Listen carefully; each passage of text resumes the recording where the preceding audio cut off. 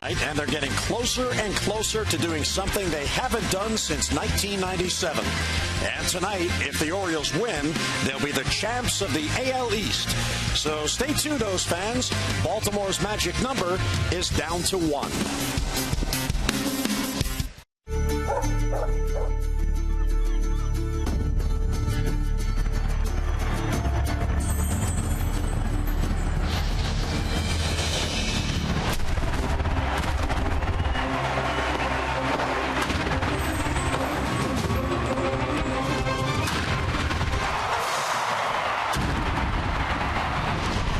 It's the Orioles on Masson, and fans decked out in their orange coming into Camden Yards on what they hope will be a very special night as the Orioles take on the Toronto Blue Jays in the middle game of this 3-game series.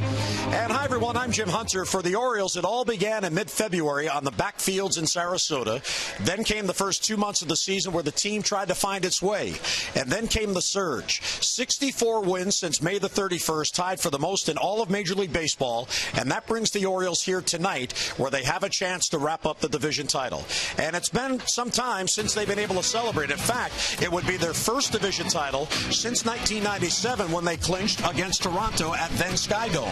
The last time they clinched at home, 1979, a game they lost against Cleveland, but Milwaukee, the second-place team, also lost, so the title went to the O's. And then back in 1969, the very first year of division play, the Orioles won it with 16 games to go. They won that division title going away. And Jim Palmer, for any Major League player, this is what you play for. The Orioles now are in position to get to the postseason, and the team in that locker room, they're on the verge of experiencing something very, very special. Yeah, the amazing thing to me is, you lose for 14 straight years.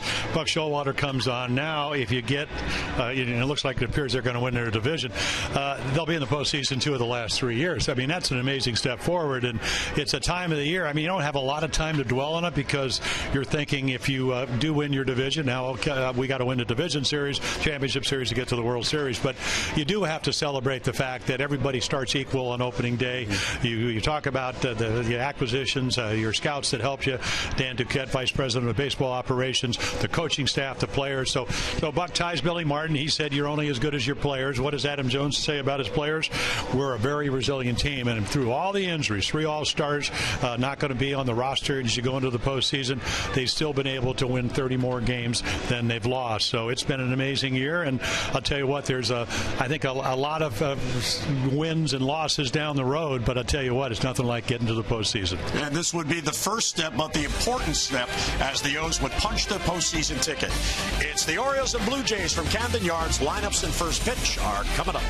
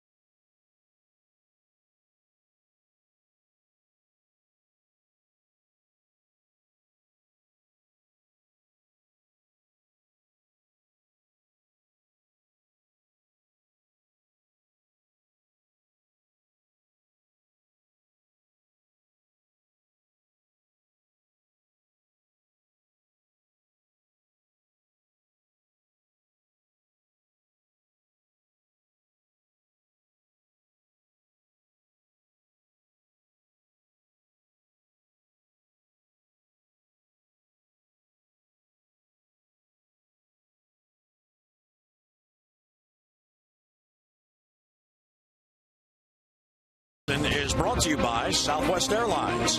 Without a heart, it's just a machine. And by the makers of 5-Hour Energy.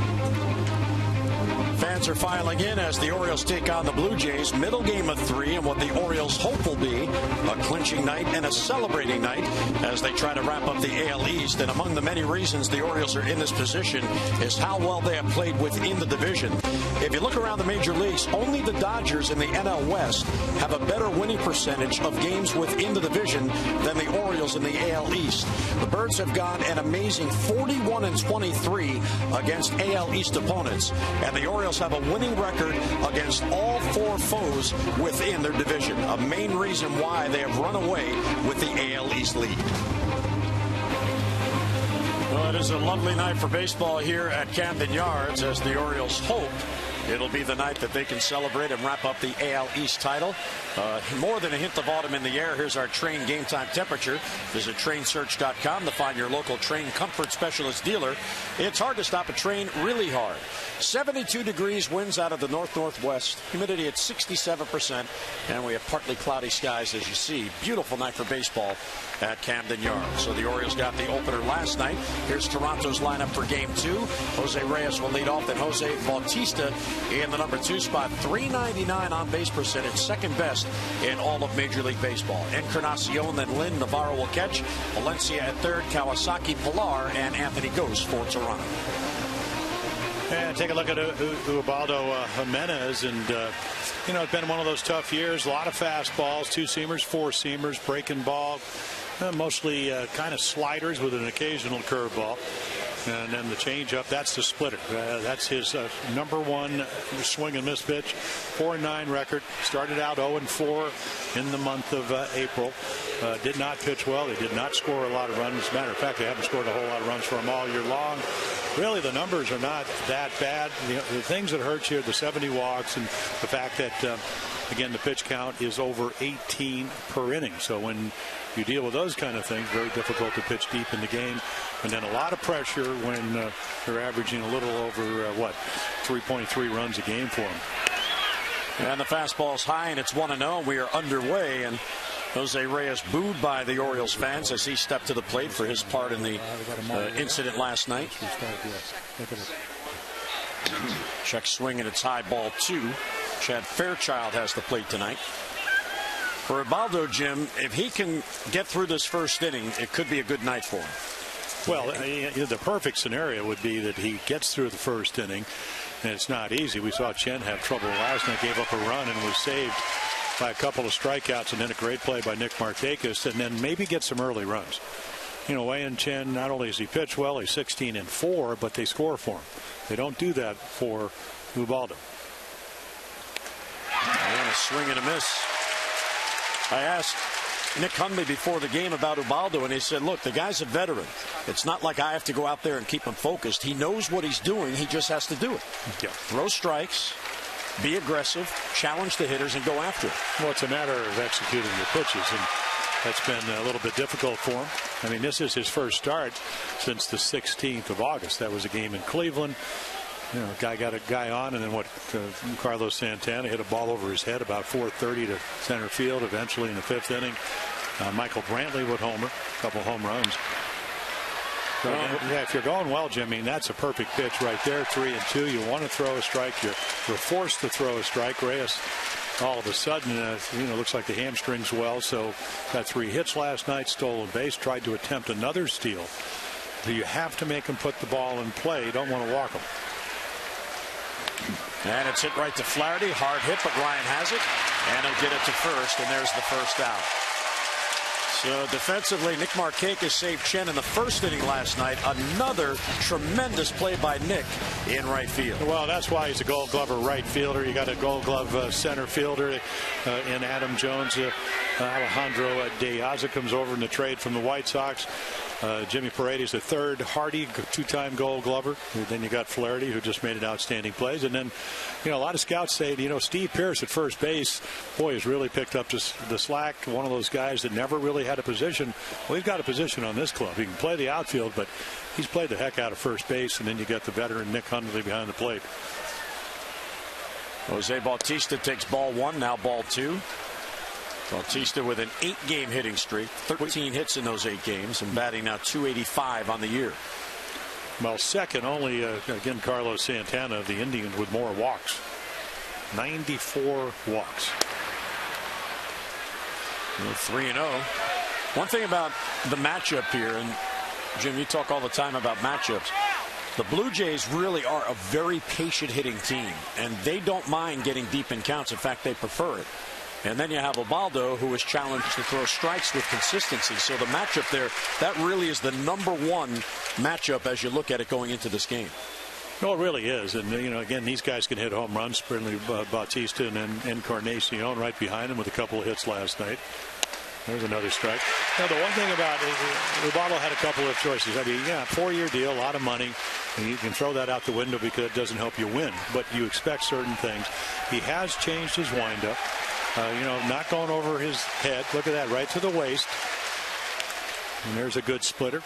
So he will show him he'll throw all his pitches, even in a 3-2 count. So he's tried to make some adjustments. A couple of times out of the bullpen. Even, you know, I thought he pitched pretty well in Chicago. He gave up 4 runs in that 3-hour rain delay. Right. So again, this is not a guy that went off in the corner and pouted. And he walks Bautista on a close pitch on 3-2. So Jimenez, who is second in the American League in walks, that's number 71. Only C.J. Wilson of the Angels has walked more than Ubaldo. Yeah, if you look at those two guys, Wilson missed time with an ankle injury, sprained ankle for Ubaldo, so he missed about a month. So this is, you know, he's never been a control guy. If you go back even the year before when he won 19 games, 2010, he could get away with it because his stuff was 96, 97. But here you're just hoping, you know, you make a pitch. This guy's been red hot. Bautista dancing off first, draws a throw, and he gets back. Now, teams do run against Ubaldo. 16 steals. The Orioles have caught 6, but that's 22 attempts against Jimenez. Yeah, the same with Hutchinson, 20 out of 23. So both of these guys may be a little susceptible to the stolen base. And it's low, 1-0. Now, Ubaldo, Jim mentioned his last start was August 16th.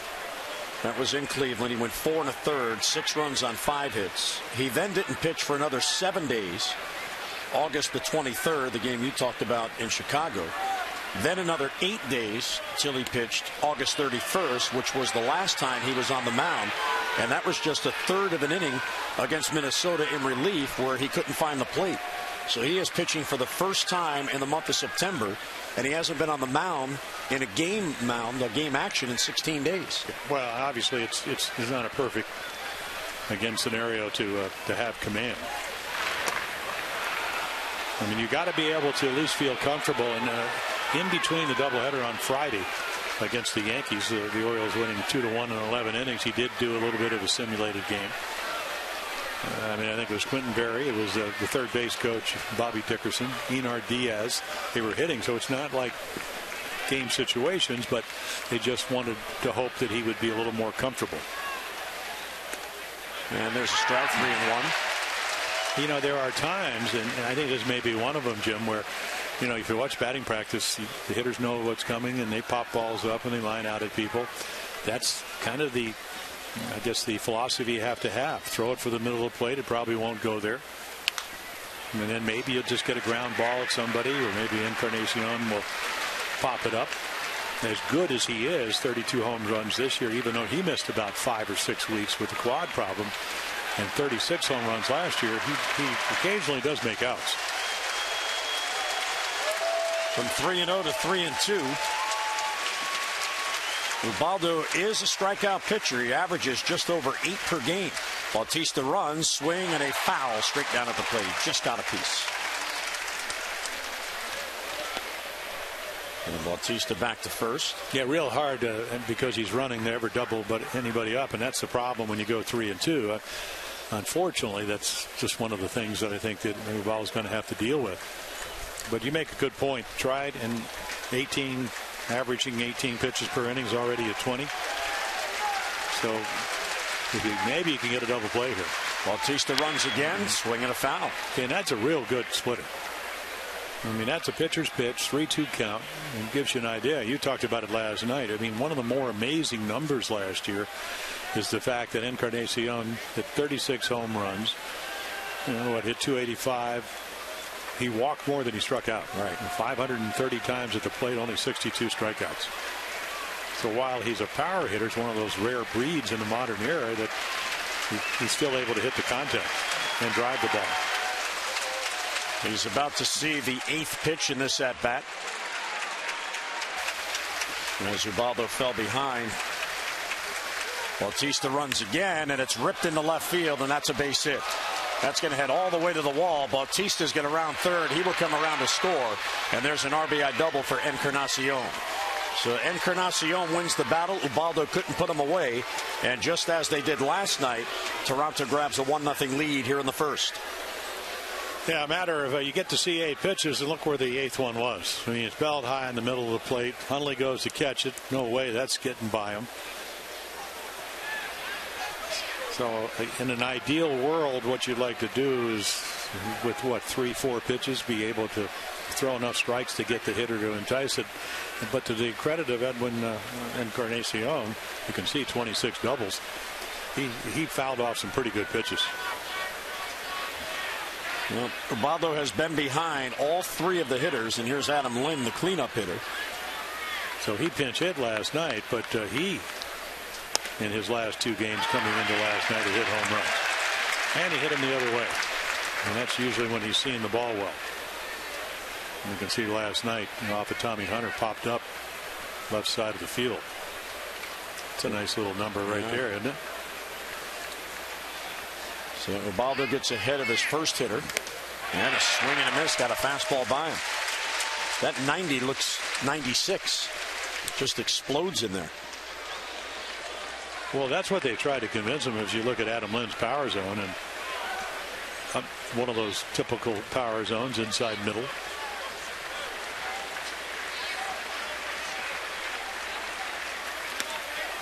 And overthrows, won't chase. Well, Lynn batting .410 against the O's in his last 25 games head-to-head. And since coming off the DL, he's batting .337. Well, they had fractured right foot. So they've had some injuries. 5-6 weeks? Lynn was out. Encarnacion, same time.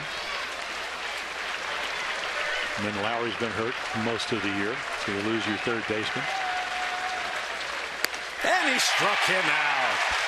Big out for Ubaldo, and 2 men down. If you go last inning, last night, the first inning for Chen, what happened was he got behind everybody, and then all of a sudden, once they got the 3 hits and the 1 run, he got ahead, he got 2 strikeouts, and then the Markakis play to get him out, and then the Orioles went to work offensively. So you're just hoping. And boy, what would be the irony? Hutchison pitching so well against the Orioles, 3 runs in 27 innings, and they have never beat him. That Jimenez could hang around long enough to get a win, his 5th of the year, on the night the Orioles have a chance to clinch. DIONER Navarro, the switch hitting catcher, and he'll foul it straight down at the plate. And it really doesn't get any easier. You go from 349 with runners in scoring position to 352. And this is Navarro's better side when it comes to hitting home runs. Well, before the game, when Buck met with the media, he was asked about Ubaldo getting the start, and Buck said, you know what, he deserves the opportunity. He's done what we've asked. As you mentioned, Jim, he didn't pout. In fact, it was the opposite. He said, I can't be selfish. This is about the team, and right now others are pitching better, and that's why I'm going to be in the bullpen. But he thinks, Buck does, that Ubaldo gives them a chance to win. Otherwise, he wouldn't be out there. Well, I think the Orioles, they did the right thing, and it was a difficult thing. I don't want to sit down somebody that you pay a lot of money to. But they gave him a lot of chances. They had, at that time, 6 choices, and the other 5 were pitching better.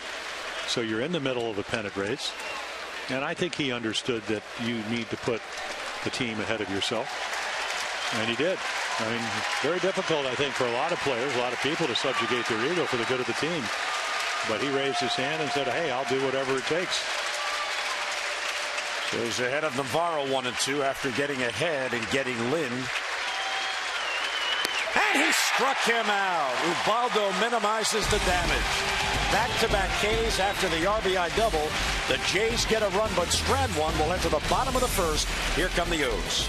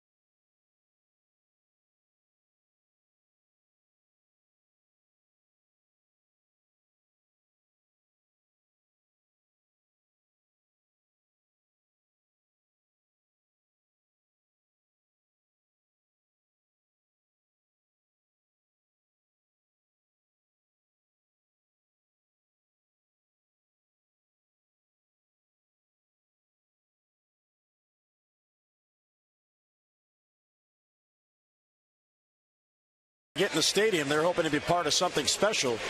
So a big walk-up.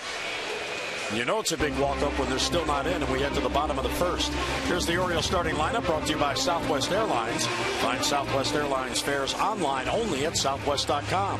Markakis, Diaz, and Jones with Nelson Cruz in that cleanup spot.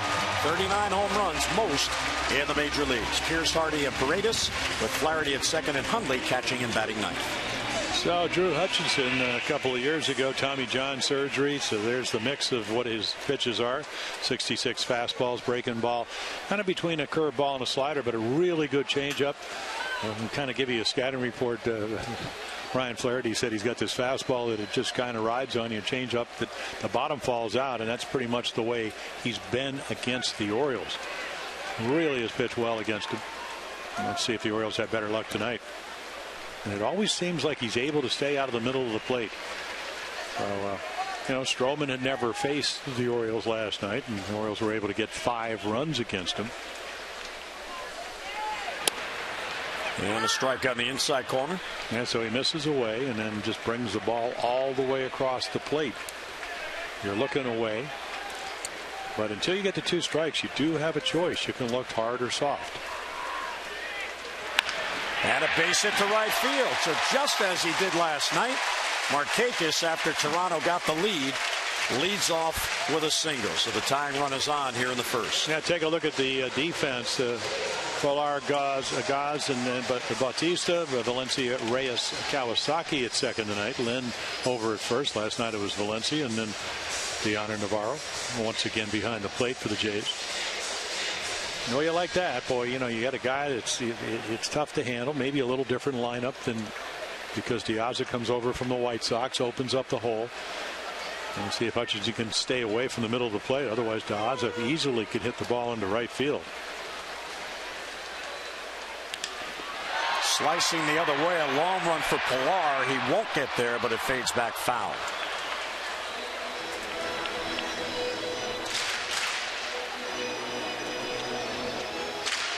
Hey, Hutchinson, it rushed to the big leagues. Really first year, 15th round guy out of Lakeland, Florida. For the physique to pitch, 6'3", 195. And Pete Walker looking on, his pitching coach. Alejandra's been hot since joining the O's.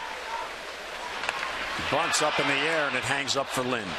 Tried to surprise him, but he left it airborne, so there's an out.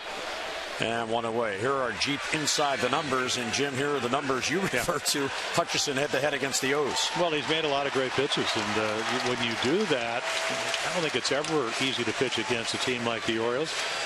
Maybe it's a little bit easier now. Weeder's with the Tommy John surgery, the suspension of Chris Davis and Manny Machado out of the lineup. But you don't put up those numbers if you're not pitching well. You can't have a luck factor through 4 starts this year. Look at those numbers. You've yet to give up a run here at Camden Yards. That's a good way to win. Adam Jones, whose bat is heating up. He has a 3-game hitting streak going now, 6 for his last 12. And a foul off his foot. Hutchison out of Lakeland, Florida, same hometown as Steve Pearce. 15th round pick in 2009 out of high school, and as Jim mentioned, he went on the DL June 16th of 2012 with right elbow soreness, which led to Tommy John surgery. So last year, recovered all year from the surgery. He made 11 starts in his rookie year in 2012 before the injury. He's ahead of Jones, 0-1. Center field. Playable for Anthony Goes. He runs it down. Yeah, it appears to me when you watch him pitch that he just has good enough stuff where you get to the ball, and that's a perfect example. That's a fastball up and out over the plate. One of the strengths for Adam Jones. But there's enough life on it that you can't quite barrel it up the way you want to. Well, Anthony Goes can run him down. In his last 4 starts, 1.78 is combined ERA. But his last loss, the White Sox hit him around a bit. As Nelson Cruz comes up, that was on August 17th. He did go 7 innings, but he allowed 7 runs on 8 hits. Yeah, he gave up 6 in the first inning of that game. So it's got, to me, it's not it. It's certainly understandable because I used to pitch, so you can have bad games. So as good as he's been in the last 4, 6 earned runs or more in 4 of the previous 7 before that. And I wondered if, again, you missed almost all of last year, that maybe the 169 in the 3rd innings might be getting to him. But you talk to people and they said, no, never has been they monitored the innings, but they never thought about shutting him down. And they've been pretty adamant about that since spring training. John Gibbons has had a busy last 24 hours. 0-1 on Cruz. Now, Cruz comes in red hot again. He has had quite a few of these surges on the year. Orioles would love to get a couple of long balls tonight, and here's a guy at the plate that with one swing can give them the lead. Peaks and valleys, that's what he talks about. He said as much as you would like to stay hot all year long, they adjust. Your body doesn't feel the same. And there's a little extra. 91 goes to 93, and there's enough life where normally, and this is one of the things, and if you're Drew Hutchinson, you're out of the mound and you're going, how did they react to my stuff? That's 93 in his power zone, and he missed it.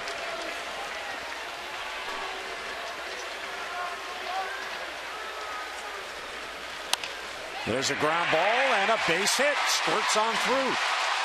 Real good approach there as Hutchison was working Nelson away, and he just slaps it in the right field for a single. Well, we talked about this last night. I mean, when you face guys that are good pitchers, and Hutchison especially against the Orioles, I mean, that's the outside quarter of the plate. This is the way you have to hit in the playoffs. You're not going to get meatballs. I mean, this is not home run derby when you get to the postseason. So good pitchers make good pitches. Good hitters hit good pitches. And we saw him do that last night. If they want to play up the middle and he's going to pitch him down and away, hit the ball the other way. That's what Pearce did last night. That's what he did up in Boston, and he'll step to the plate. So Steve Pearce with a chance to at least get this game even with Markakis at second base and 2 men down. And Pearce has been clutch as of late. Last 4 games, 538, a home run, and 2 RBIs. And in the month of September, he has been very consistent. In fact, he has 3 consecutive multi-hit games coming into tonight. Well, he's almost hitting 350 in the month of September. High fly ball, right center field. They got a lot of it. Back it goes. It is good! It's out of here! And the Orioles have the lead.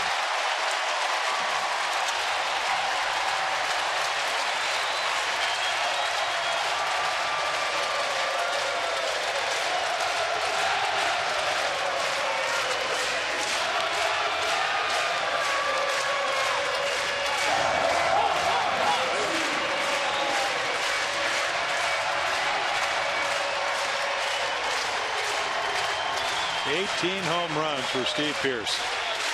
And it sets it up by CRUZ going the other way with the shift on. He blasted that ball. I mean, take a look right here. I mean, it's up out over the plate. Same ball that Adam Jones hit hard, but this time, I mean, he just massages this, and it just keeps carrying right out of here. You know, it's kind of funny in batting practice today. You know how they always do the last round, the home run derby? Well, he was in a group with Nick Hundley. Nick Hundley changed the rules. He said, today we have to hit him out to center field. So Steve told everybody, well, don't take me, as this ball's hit to right field. Bautista is there. I never hit home runs to center field. He said that before tonight's game, and he hits a 3-run homer to center field. So I guess he was due. How about that? So one swing of the bat gives the Orioles the lead as the Birds come storming back as they did last night. We'll head to the second inning. The Orioles in front.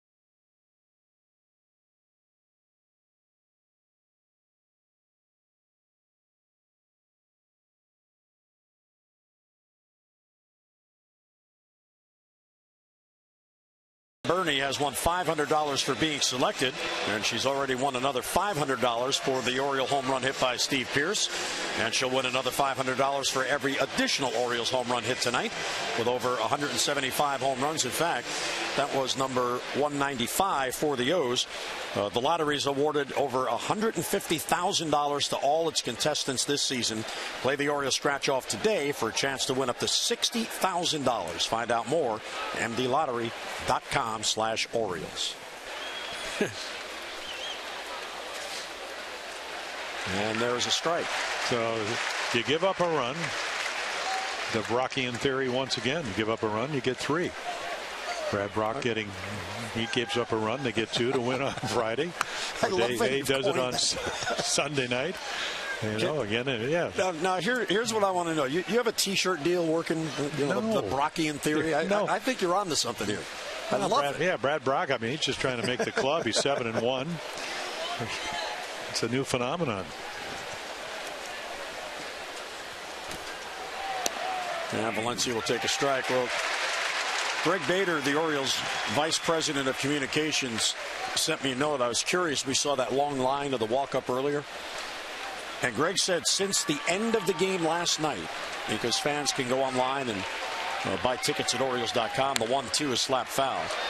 Since the final out last night, when the Orioles' magic number was reduced to 1, and tonight became a possible clincher, more than 10,000 tickets have been sold since the final out of last night. And we saw that long line of folks trying to get in today. They want to be here. They want to be part of it. 1-2 on Valencia. And he got him. No chance. Got it by him. Well, we have not seen 93 very often from Roboto. And the one thing he made, I mean, the change is to stop getting the hands over the head, just trying to simplify the windup. So, again, this hasn't been idle time over the last month. And this perfect pitch right on the outside corner, a little extra.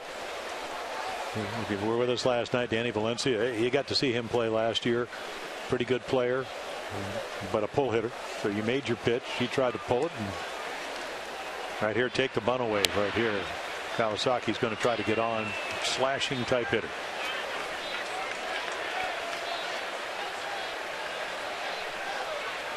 So Danny Valencia, who's eaten up left-handed pitching, but struggled somewhat against right-handers, strikes out. And well, that's why Brett Lowry, that injury. I mean, and nothing against Danny Valencia. Started with Kansas City. He's here, getting to play a lot.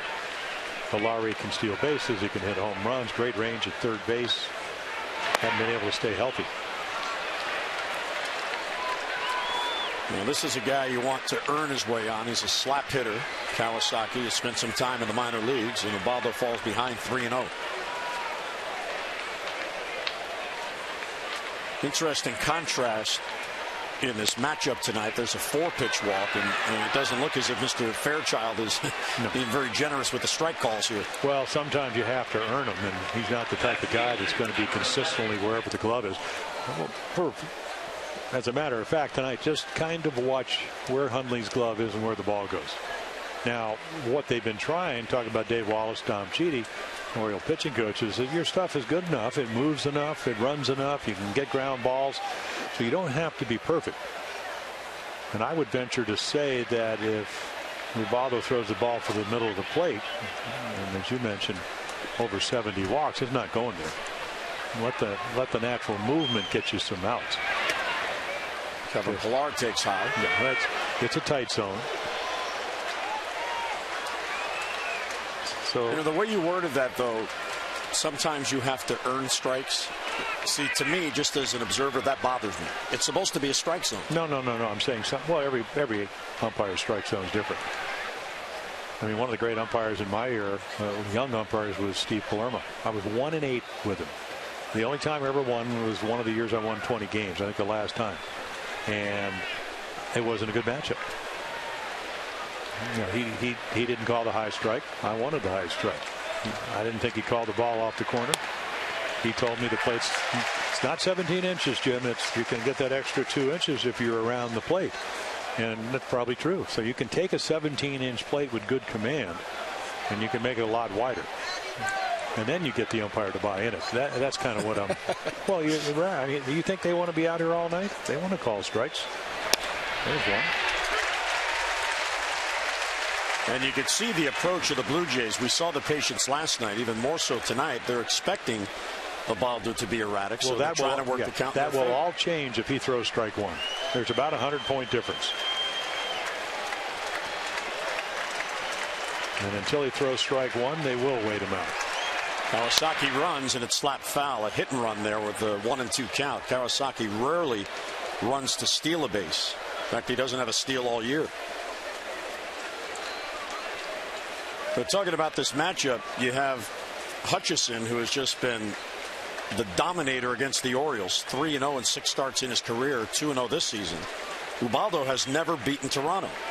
It's only his 3rd start, but he's 0-2 against them in his career. So one has never lost, the other has never won.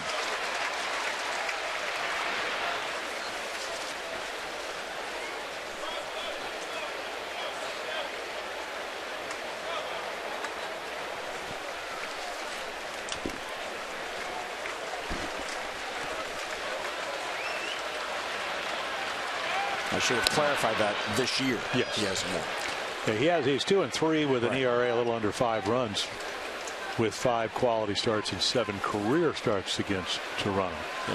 Yeah. Left out the 2014. He doesn't want to be judged by this year. Yeah. It's been one of those tough years, as we mentioned. Horrible start in April. Hutchison 2-0 and Ubaldo 0-2. Runner goes. Pitch taken inside. Throw to second is high and gloved by Ryan Flaherty. So what you talked about is they looked at time. I mean, 6'5", 6'6" pitcher, delivered to the plate. Hundley doesn't throw as well as Joseph. And if you're John Gibbons, you're saying, how am I going to get some runs? And I'm going to take advantage of situations. And now Flaherty playing almost right up the middle, so it's a lot easier for him to keep Kawasaki a little bit closer. Otherwise, he'll be stealing 3rd.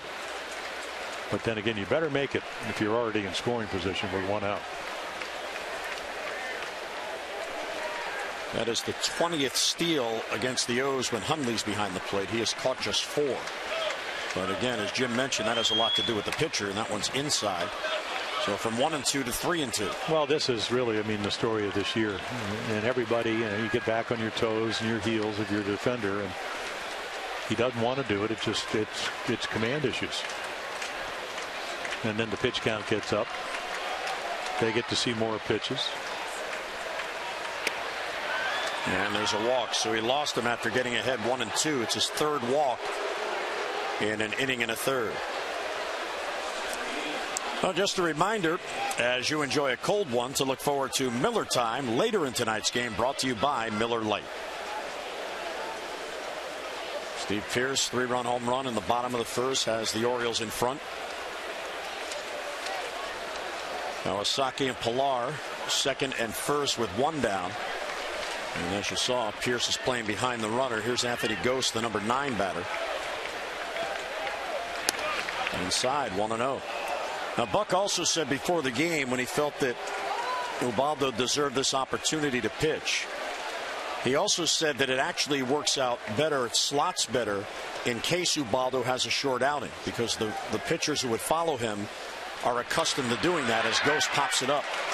Hardy out, Diaz is flying in, he calls, and Alejandro has it for the second out. Well, where you have a pitcher like Ubaldo, who is more accustomed to starting, and you have, say, T.J. McFarland, who likely would be the first one in a short outing, he is accustomed to coming in those spots. So Buck is managing to the strengths of the pitchers. Yeah, and you can match up a little bit. They haven't played as many left-handers as he could. Of course, you got Reyes, who can turn around. He's a switch hitter. And then you got Bautista, Encarnacion, right-handers. Lynn's a lefty. But when he's hitting well, as you mentioned, he gets lefties. Navarro's a switch hitter. Valencia is right-handed. You heard the blues for Reyes. Yeah. There's Caleb Joseph on the bench. He still has no idea what Reyes is upset about or was upset about. And a foul ball. Well, he just thought he stepped on his hand. And well, you know, the thing about the Orioles and the way they receive balls at the plate, they're so concerned with the subjectiveness of that rule this year that they work on it constantly. John Russell is out there at least once a homestand, sometimes twice, with all of the catchers working on the footwork, and they were doing it yesterday. Yeah. Ooh, look at that. There's a good splitter there. And John Russell would be the first, the Oriole bench coach, former catcher, done a great job with, while Hundley knew how to catch. Here's the split fan. And then here's Hundley actually blocking this ball. Very easily, this ball could have gotten by him and runners at second and third. But John said there was nothing illegal with what Caleb Joseph did last night. And Caleb, I thought he said it very well. If you had a problem, why didn't you say something to me? Right. Well, 0-2 on Reyes. Crowd into it. And upstairs, he doesn't chase. Yeah, the one number, Reyes early on, he had hamstring problems. Able to come back from it. But the 222 number for a hitter of his stature, and we saw how good he can be last night, 3 hits. Hitting 222 with runners in scoring position is somewhat disappointing. A little bit low, 2-2.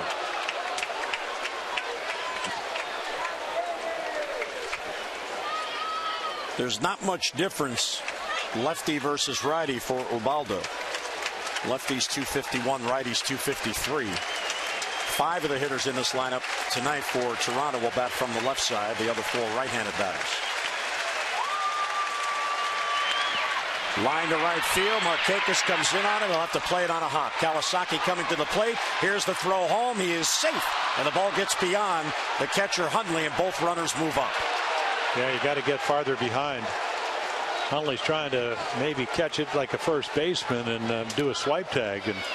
But not only did they get the run to make it 3-2, I mean, right there, pretty much in the middle of the plate. He just hits a soft single. You think that maybe Markakis will be able to catch it. So here comes the throw. Now watch Jimenez. Come on, keep coming, and he does it. And you have to anticipate it. If you get a little bit farther back, maybe the runners don't advance.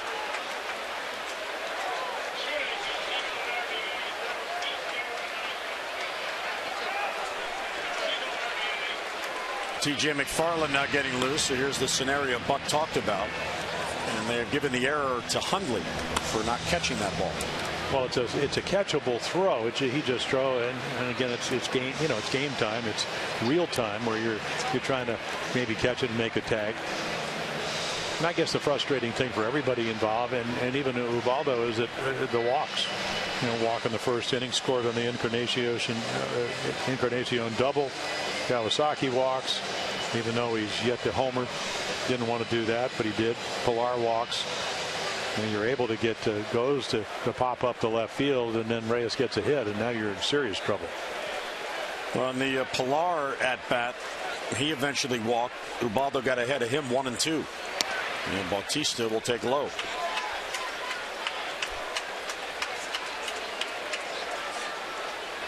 And you're 2 hitters away from a lefty-lefty matchup, even though McFarland gets right-handers out better than lefties. Outside.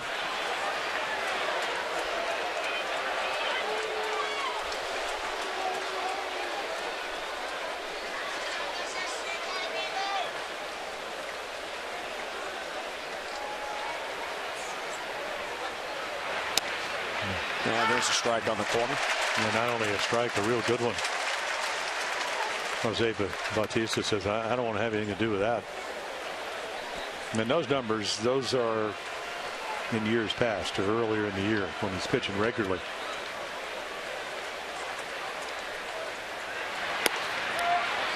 Again, you get an aggressive hitter or somebody that's overly aggressive, not a guy that's walked now 95 times, and he probably chases that pitch. But Jose has been dialed in, and he knows who's hitting behind him. Didn't know it last night when he swung at a 3-1 pitch in the dirt. It was a good pitch. Where is that pitch? So that is 3 walks in the inning, 4 in the game for Ubaldo. Yep, I guess outside that our angle looked a little bit closer than that.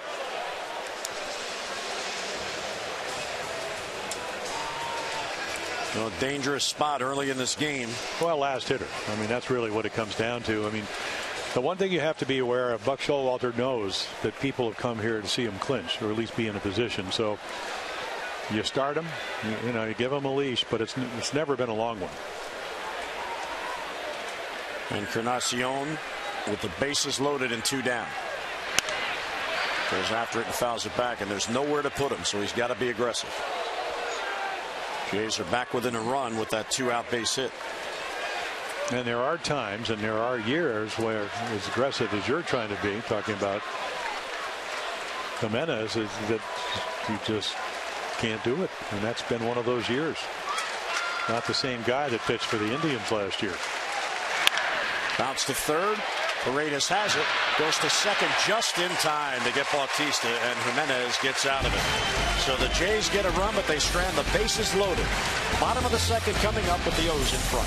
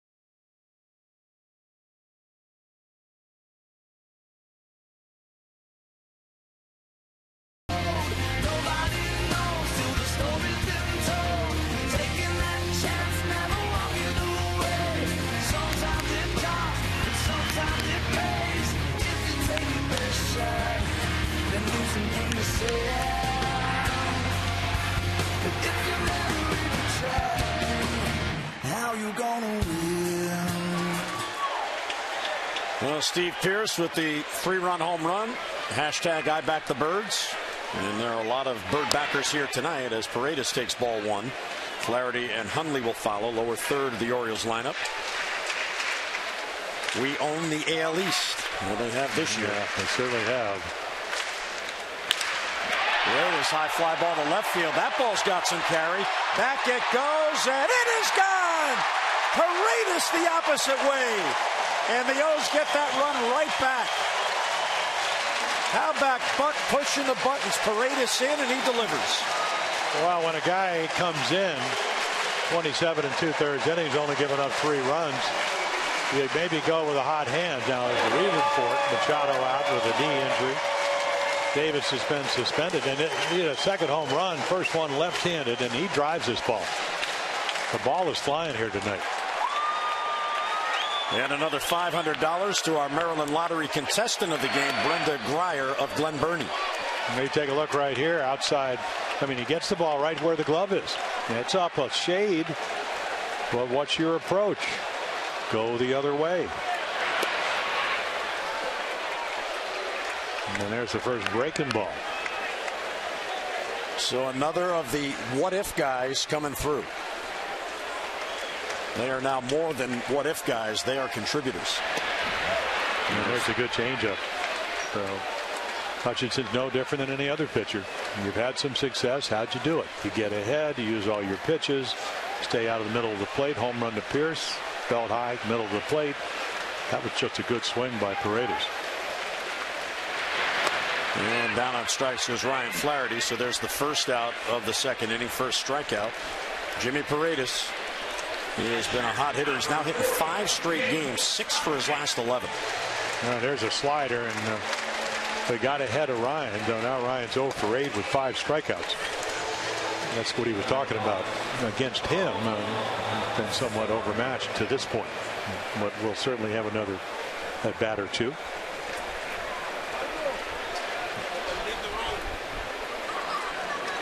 You should be smiling. Oh, he's a big, rangy guy. Struck on the corner to Nick Hundley. It seems in talking to people that have scouted him or have seen him play in the minors, it's never been about the hitting. Hundley to center field, goes back on it, a carry, still going back on it, and reaches up and makes the catch and takes it back from Hundley. He just took a home run away from Nick Hundley as that ball kept going. Yeah, he's a speedster, and he can jump a little bit, and he plays deep. And that's a great combination. Never took his eye off it, never really looked for the wall, but he catches it before he gets there. Boy, excellent play. Looks like it would have gone over the wall. Not really much of a breeze here tonight. Well, I don't. Remember the late Elrod Hendricks used to say, you look at the birds, you can always tell which way the wind's blowing the birds up on top of the scoreboard. Well, the way their heads are, they're talking to each other tonight.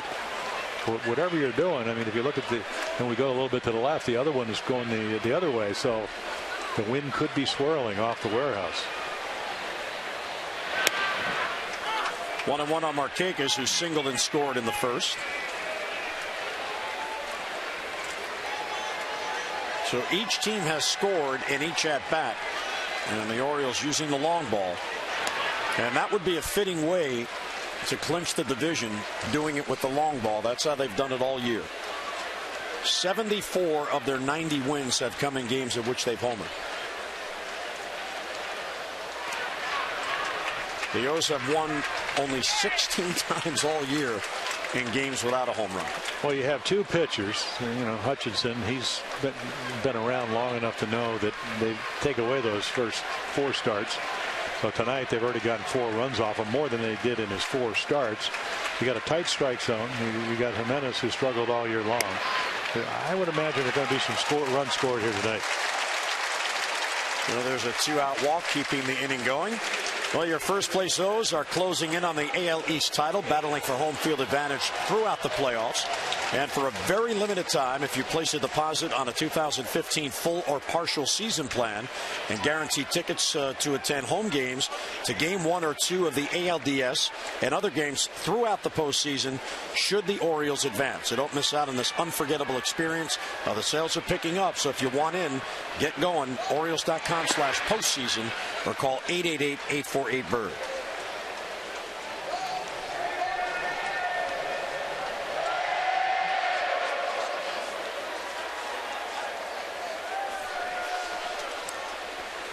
I want to know on Alejandro Diaz with Nick at first and 2 men down. Foul back. Alejandro tried to bunt for a base hit his first at bat. Yeah, that's not one of my favorite plays.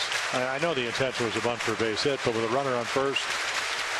Remember when Brady Anderson used to lead off and Robbie Alomar, Hall of Famer, would hit second, he would sometimes bunt. The reason was wanted to get Brady into scoring position. His dad had told him you want to score first, but he's such a capable hitter, it kind of takes away the chance of a big inning. And in the American League against Toronto, averaging 4.5 runs, just about the same as the Orioles. They don't want to give up outs. And again, it wasn't intentional. I mean, this guy can drive the ball. Triples, home runs. There's a good changeup, and to me, that's the equalizer with Drew Hutchinson. You're not overpowering, but his fastball's got good life. But that changeup, I mean, it just drops down and away. And if you're a left-handed hitter, hard to stay on it. Kekusan with a 2-out walk.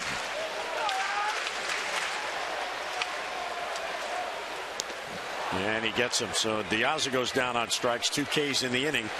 And the Orioles go down in the second. But another run, Jimmy Paredes, opposite field home run. And the Orioles with a 4-2 lead as we head to the third.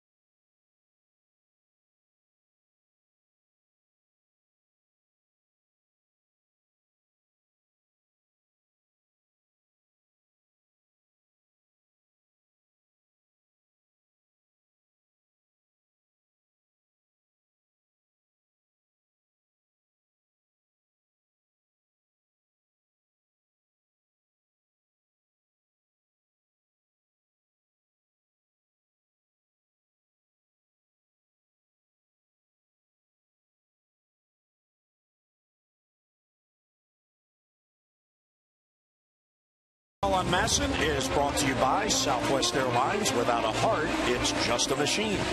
And by Luna. For beautiful new carpet, hardwood, and laminate, call 877-241-LUNA. Well, the Orioles team store, busy tonight. I'm dreaming of an Orioles clinch miss.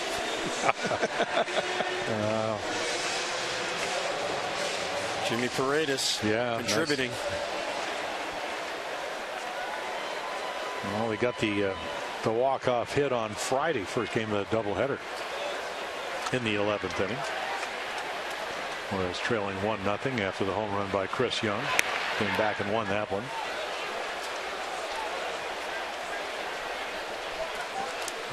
Adam Lynn struck out his first at-bat, one of the 3 strikeouts for Ubaldo in this game. 2-0. 60 pitches to get through the first 2 innings for Ubaldo. Well, he won't throw it over.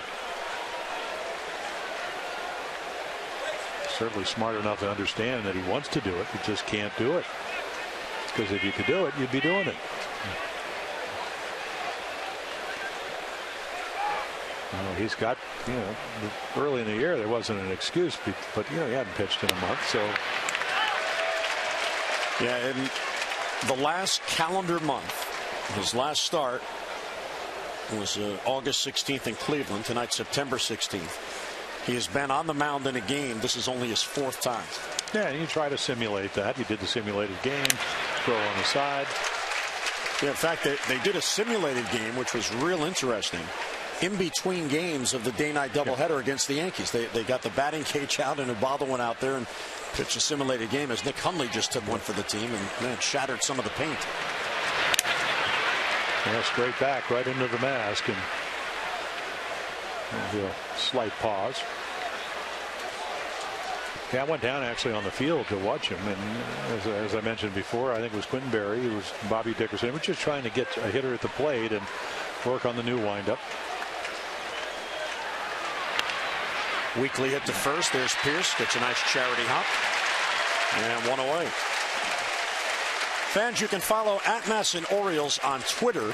And be sure to use the hashtag #IBackTheBirds during the month of September to show your support for your first place Orioles. That's the hashtag #IBackTheBirds. As those fans are doing right now. Nice crowd on hand.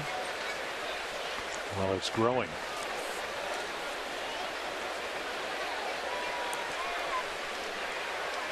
That's pretty amazing. 10,000 tickets sold from the final out last night to tonight. Those fans want to be part of it. Just outside. Yeah, the largest one that I ever was part of. I ended up pitching against Vita Blue, and 20,000 walked up, and we got rained out. Oh, that's too bad. That's when 1971 Vita was MVP and Cy Young Award winner. Well, you can see as you look around, the flag court is jammed. The rooftop bar in center field is jammed, and as the game has progressed here, the lower level in left field has really filled up. And the same with the upper deck. I mean, look how deep they are there. And there's the left field stands right next to the bullpen. And that's down the line from right field looking in. And it is just getting more and more packed. Center field for Jones. Yeah, good splitter.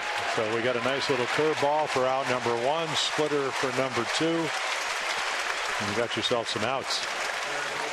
Well, let's get a look at our playoff heat news and notes. Wei-Yin Chen, 16-4, first O's pitcher since Steve Stone for 16 wins in his first 20 decisions.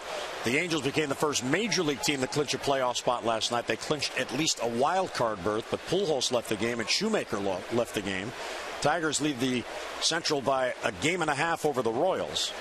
And the Royals last night had a wild win. This ball's hit the center field, chasing Jones off the bat of Valencia. Adams going to get there. And how about that? Ubaldo, his first 3-up, 3-down inning, retires the side in order. Mid-third at Camden Yard. Your Birds have the lead.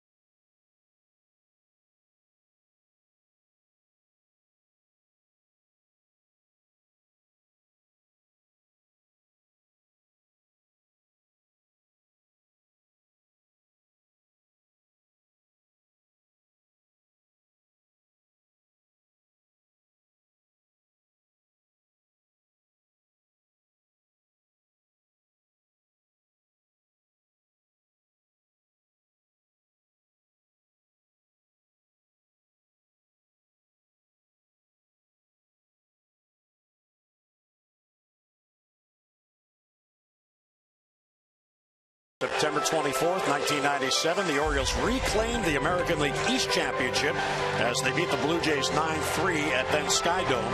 The Orioles' first title since 1983 and their 8th since the inception of the AL East in 1969. The Orioles that year had a 98-64 record.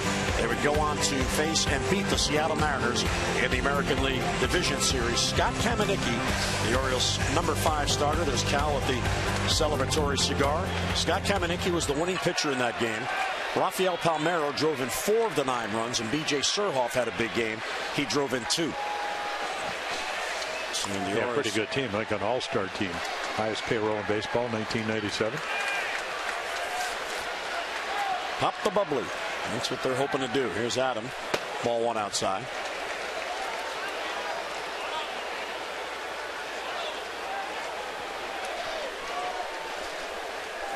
Jones will be followed by Cruz and Pierce.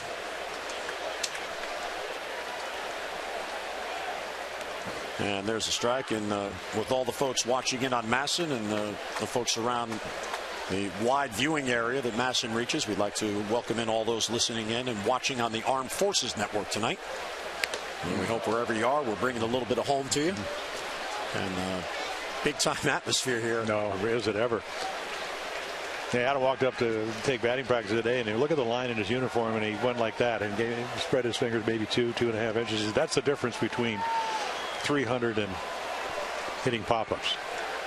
And then what happens is if you swing at that ball up around the letters, and great view right there, Orioles versus a little bit below it, it's harder to hit, and then it gets you to 2 strikes. And one thing about Hutchinson, 3 strikeouts now over the last 2 innings, and the breaking ball. Yeah. Paredes hit a home run. That was a solo shot. Pierce with the 3-run home run, all on fastball. So he's going to try to make an adjustment here in the 3rd inning. Certainly capable of doing that. 3 strikeouts now for Hutchison, who averages 8.5 per 9 innings. And Nelson Cruz badly fooled, waves at it. Well, that's a real quality breaking ball. It's not meandering its way to the plate. It's a good breaking ball. You don't pick it out of the hand. It appears to be a fastball. There's another one. So he's not a meanderer. No. Well, your curveball can roll. That's one that usually gets hit, or it can dive. Used to always say the good curveball falls right off the table. He tried it 3 times in a row, and Nelly laid off that one. And his, because of his, his arm angle is not right over the top. It's kind of like a 3/4 between overhand. And so again, the break a little bit more broader than maybe a curveball would be. But the arm angle has a lot to do with that. So as long as he stays on top of it, it's not staying in the same area very long in the strike zone. And he got him. So back-to-back Ks to begin the inning, and 2 men down. Well, we know Nelly likes to hit the fastball, so how do I get him out? And you can see him just pulling down. You can see the ball spinning. So starts in the zone, ends up down and away. And you can do that if you're ahead in the count. And here is Steve Pierce, who got the O's the lead with a big swing and a blow in the bottom of the 1st inning. His first home run to center field. Man, he really smoked it. Good over the wall. He wasn't kidding. He had 17 home runs in his career coming into this season. That home run was his 18th. You get to play every day. You get opportunity. You hit. Buck Showalter keeps putting you in there. You keep hitting. Well, you get to play, and then confidence grows. He plays the game the way you're supposed to, runs everything out. Very good defender. He's a Buck type of player. And then when he hits, there's another curveball. He's able to recognize it. Our longtime friend Gordon Lakey, Van Scott with the Phillies, said that there's never been a doubt in watching Steve Pierce play over the years. Gordon, when he came up with Pittsburgh, that he could hit. It's just finding the position for him.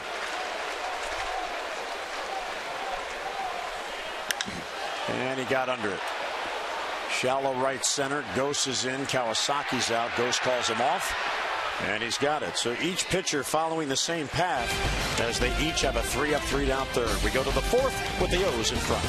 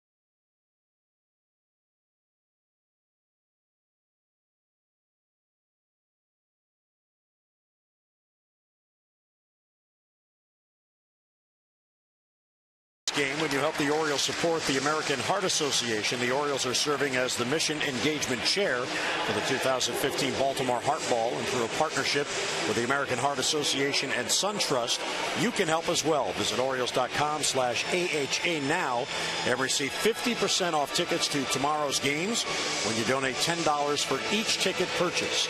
So that's half off on all tickets just for making a charitable donation.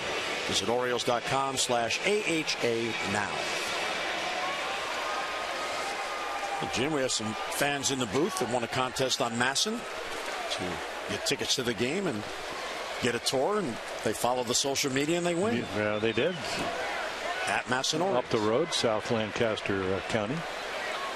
Here's Kawasaki leading off. Ubaldo had a 3-up, 3-down, 9-pitch third inning. And that's 5 straight balls to Kawasaki. And I don't mean being disrespectful, but you got to make him put the ball in the play, and it's a lot easier to do that with strike one. There's it. Now he's got hit. There's a good chance he's down by 2 runs. He'll try to bunt his way on. He's a slasher. Boy, really had a lot of big hits last year. First major league home run that came off Tommy Hunter. And of course, I saw him today in the hallway. I said, "What do you have against Steve Tollefson?" Oh, he go, "I'm so sorry, so sorry, me bad." Me bad. He hit him with a line drive in the dugout last night off of Tommy Hunter. Hit the cut fastball off Tommy, and then there was another game where he went 4 for 5 last year. So there's a, just in case you're looking for the outside corner. That had some giddy up on it. Well, it did, and then yeah, there you go. That's great.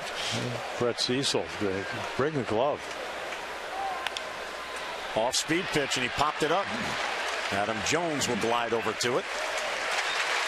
And one away here in the Toronto 4th inning. It's now time for all fans to tweet their photo using the hashtag MassonFanPhotos for a chance to have it shown in a future broadcast brought to you by AT&T. As that fan is doing right now.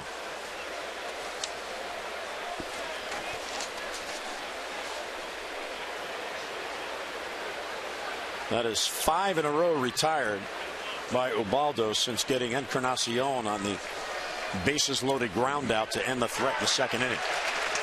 And this is the part of the order that you want to go through. Well, the dangerous hitters, the real dangerous hitters in this lineup are 1 through 5.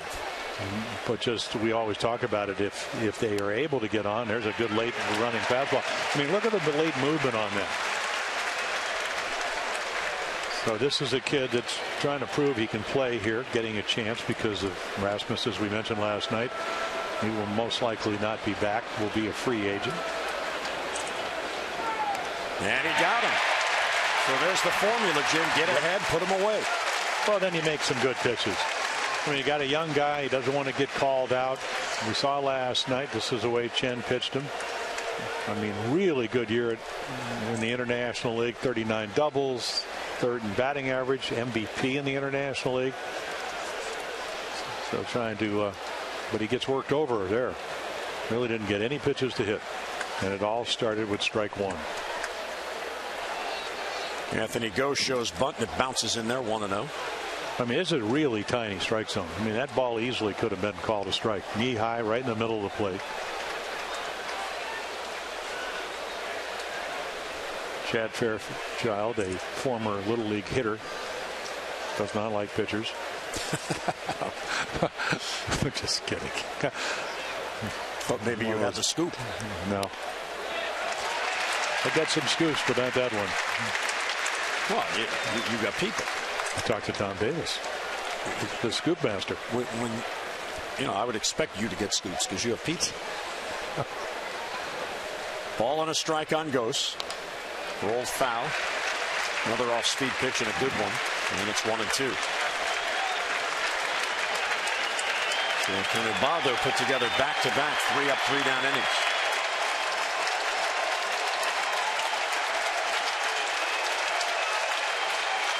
Well, the fans certainly are behind him. Struck him out. And Ubaldo has found it. Back-to-back 3-up, 3-down innings. He now has 5 strikeouts on the night. Mid-4th with the O's in front.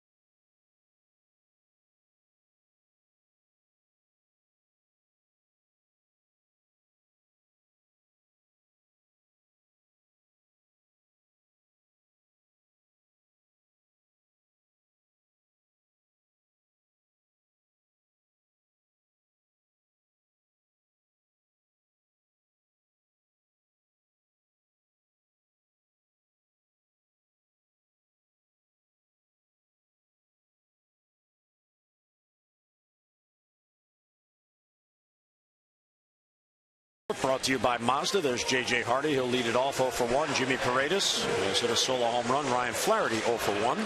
6, 7, and 8 coming up for the O's here in the 4th. Ubaldo Jimenez with Buck.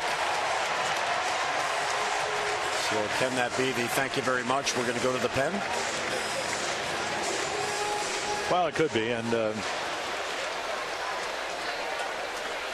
you know, Buck, I think Buck understands what he's gone through. You know, I mean, you know, pretty compassionate manager. Strike one to JJ. You know, I think we kind of get, you know, maybe, I don't know, maybe you look at big contracts and all that, but, you know, players still want to do well. And when they can't, it's extremely frustrating. And, you know, it's been one of those tough years. Now, that's the bad news. The good news is who knows what the rest of the year is going to be. And then he's going to have other years to prove that he can still pitch at this level and do it well. Well, he really recovered the last 2 innings, throwing a total of just 21 pitches to get 6 outs. He's retired the last 7 hitters to bat. At the moment, there's no activity in the Orioles pen, so maybe the conversation was, do you have one more inning in you? Again, this is the first time he's pitched in September, and his last appearance on August 31st, he lasted just a third of an inning. 2-2 on Hardy. Ripped down the left field line and foul. Yeah, ever since the back injury, and that was the back spasm, started up in Boston, and then the cortisone shot and all the treatment. Just slowly, watched him in batting practice today. You know, when you talked to him yesterday, he said it's in my head that I really feel if I over-rotate, and even though he's had one of those great years where he hasn't hit as many home runs, but able to turn on the ball maybe, which he couldn't do a couple of days ago. And a bouncer to third. Valencia to his left. He's got it. Softly hit. Hardy retired and one away.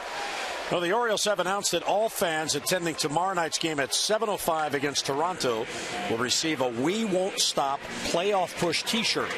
Join all of Birdland in supporting the Orioles as they battle through the postseason with the ultimate goal of reaching a 4th World Series championship.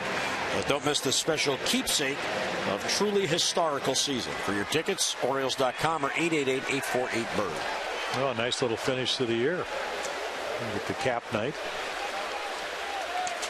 Paredes bunts, but it goes foul. Yeah. So you hit the first pitch you see the first time over the left center field fence, and the next time you try to bunt your way on. There it is. Fastball up and away, and it goes that way. Very hitter-friendly ballpark when you hit it to the power outs. And you can see the disbelief on Drew Hutchinson's big curved ball right there that he has another hack on it. But again, the ball carrying tonight. I think any ball in the air hit well got a chance. You really got to like the approach of Paredes, Jim. He's a hit it where his pitch guy. Well, he airs it out. I mean, the first home run we talked about, I wasn't doing that game, but and he didn't even sniff at that high fastball. You could see where the glove from Navarro was. But he hit that from the other side of play, low breaking ball, and scorched it to left field. By the way, he got some good news today, I guess. When the Reds were here, there was a swinging bunt rolling to third and was hit by Cincinnati by Brandon Phillips, and the play was ruled an error, and the Reds challenged it, and Joe Torre reversed it and gave Brandon Phillips the hit. So Paredes lost an error today. Well, let's see what the Hall of Famer. That means Darren O'Day now has another earned run. Well, good news, bad news, I guess. Yeah. Let's see what Mr. Torre does with Marcus Stroman after last night's debacle, potentially throwing at Caleb Joseph. 2-2 the count on Paredes. 1 out, nobody on, and he got it. Yeah, that is such a good breaking ball.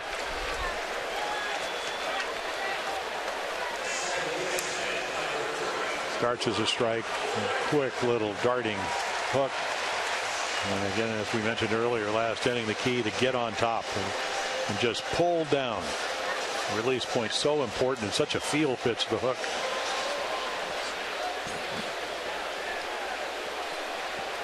Hutchison now with 5 strikeouts. He's walked only 1.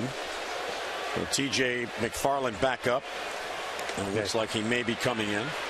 Yeah, I think we might have got fooled a little bit only because he had been up twice. So probably figured out, and maybe not. Who knows? I mean, but top of the lineup. Coming up for the Jays.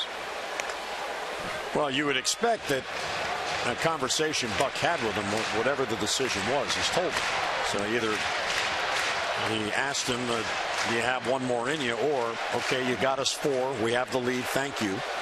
And now we'll go to the pen.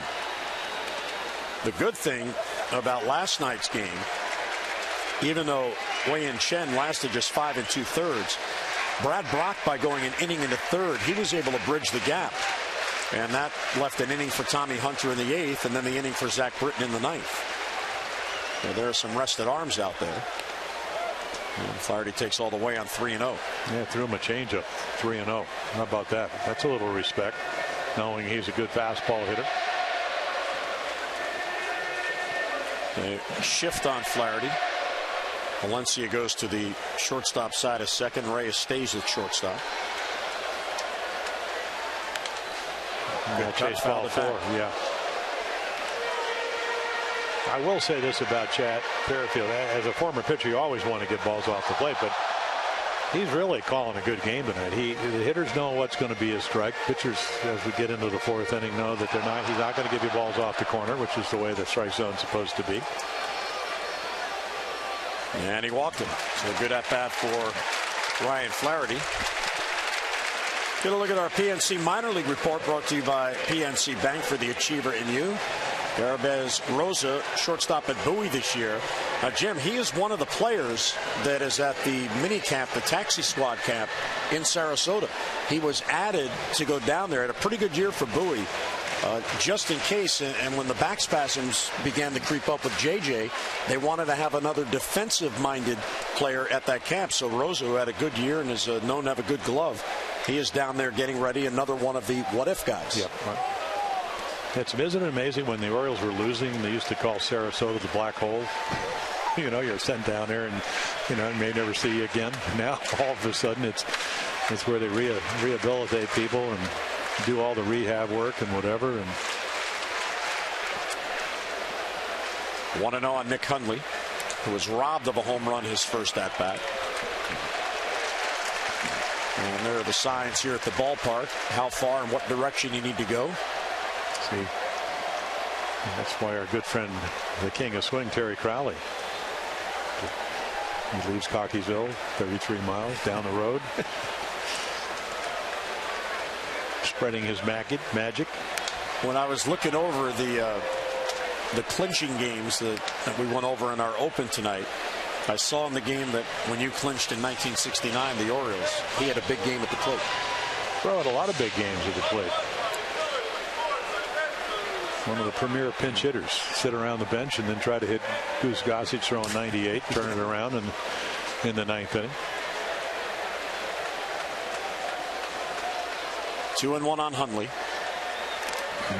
That's a good swing, good pitch to hit, and Navarro gets it off the face mask. So John Gibbons is going to come out along with the trainer. I mean, watch this, right, and it knocks him backwards. Boom. And of course, John, a former catcher, John Gibbons, the manager of the Blue Jays. So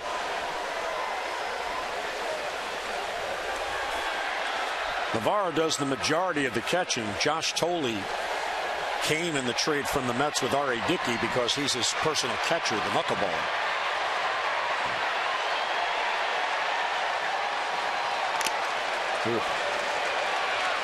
And right here, John Gibbons gets up, and the former catcher knows exactly the way he feels. And it's like Navarro's going to stay in the game.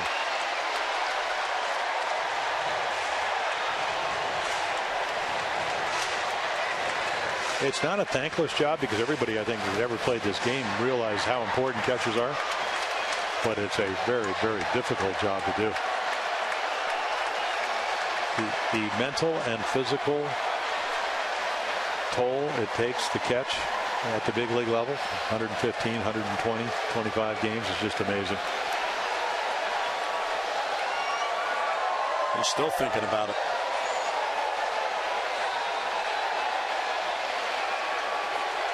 Flaherty has just one stolen base on the year. We thought the Orioles might try on Hutchison. He's had trouble. Yeah. Ryan is going, and the pitch is swung out and missed, and that will end the inning. So Hundley's 0 for 2. That's strikeout number 6. Buck and the Birds have the lead as we head to the 5th.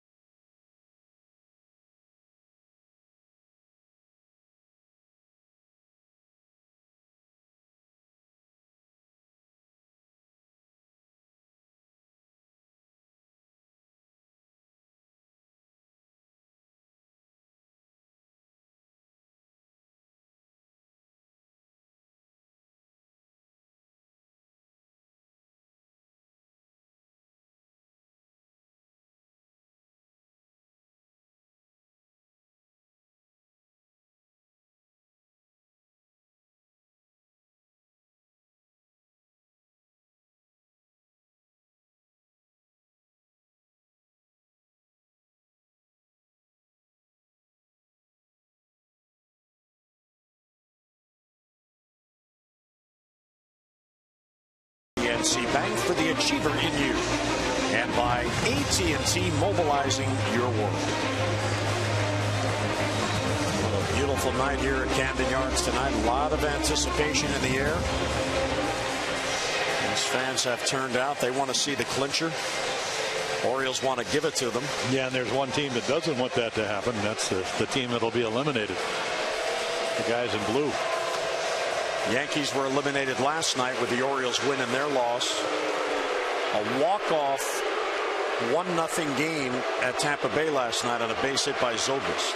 And then how about Martin Prado getting a appendectomy? So he's finished for the year. And he was arguably, along with McCann, who hit a couple of home runs here, their hottest hitter. So Ubaldo does stay in the game. We'll see how many hitters he gets. This again, because of the last 2 innings, he's retired 7 in a row, back-to-back 3 up, 3 down innings. There's a strike. And you know, Buck Showalter, he is without a doubt a player's manager, and he talked about how there's TJ McFarland still getting loose just in case, but you know he wants to somehow get Ubaldo through this inning. There's a fly ball to Jones so he can qualify for the win. Well, you know that's important to Buck. Well, the win is more important. Yeah, that would be a byproduct of him pitching well and giving the team a chance. And I mean, I got a text from Roy Firestone saying, you know, how would Earl Weaver have handled this? And Earl's favorite slide was, I gave the guy more chances than I gave my first wife. And what he, well, no. I mean, that's Roy asking me, but I don't remember what Earl used to do. But Earl would do that, and he was probably the most loyal guy in the world. So you have to understand, Buck Showalter knows that he's going to be pitching for the Orioles for a while, and he knows that he has really worked hard to get to where he is right at this moment. Oh, crossed him up, but there's a strike, and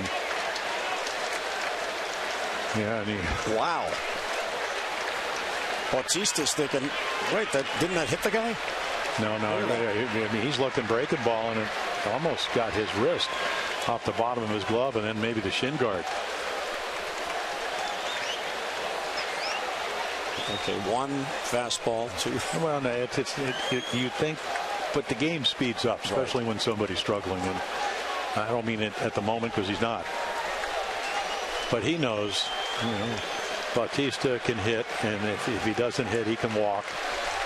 And you know that you're a couple of outs from qualifying for the win, as you talked about. I mean, it's a very good point that Buck would like that to happen. And he's given him a nice chance. Would have been easy to go to the mound earlier. Right. He was walking a lot of people as he did in the first 3 innings. And then you could say, well, hey, we needed to win.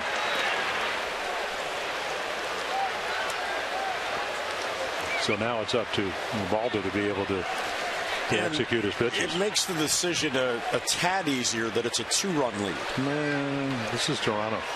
This is the clincher. Yeah, you're right. Obviously, if there's a 1-run game or even a tie game, he'd probably be out of there. So from 0-2 to 3-2 as he overthrows the fastball. Yeah, and that's the point. It's so simple. We always talk about mechanics, but it's also about emotions. Now, he wants to get 2 outs, but can he calm down enough to be able to do that? Allow his body to be in a position. Strike 3 call. Bautista doesn't think so, and Ubaldo gets the call. Well, there's the only strike so far that a hitter can argue on. And this is a fastball that's going to start maybe right off the outside part of the plate and run back. And it's probably outside, as it was. This is your definitive sign. And, you know, Bautista thinks, hey, 95 walks and the ball. And look at Hundley. Oh, yeah, look at that. Well, he kind of drags it back in, but Fairchild normally, at least all night long, has called that pitch a ball. And there's the slider the same ways. Fans love it. Ubaldo Jimenez loves it too. That was ball 4, called a strike. I just got an update from Greg Bader. 11,000 tickets purchased since the final out of last night.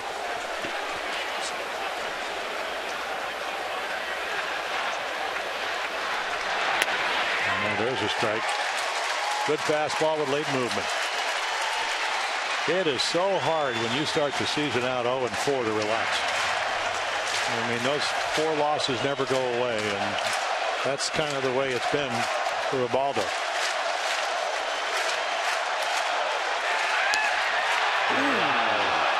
Ooh. And Jose Bautista says, how about me? Come on. Take a look right here. Set up there. That's a lot closer to the one he called on Bautista. But it's off the plate. Maybe he thought it was low. No, he thought it was outside, and it was. Routed foul down the line. Yeah, he dropped his arm angle a little bit on a breaking ball.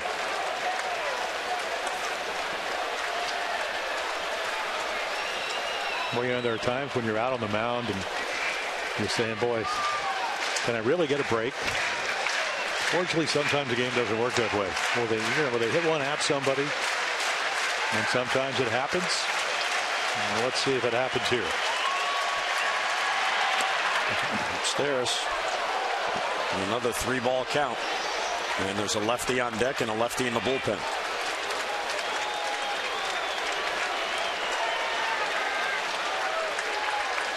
Penalty scope with Nelson Cruz on the bench. Popped him up. Pierce charging in. Ubaldo's there. Pierce wants it, calls him off, and he gets the 3rd out in the 5th. Ubaldo, 3 consecutive 3-up, 3-down innings. He retires 10 consecutive batters, and he can qualify for a win. Bottom of the 5th coming up with the Birds in front.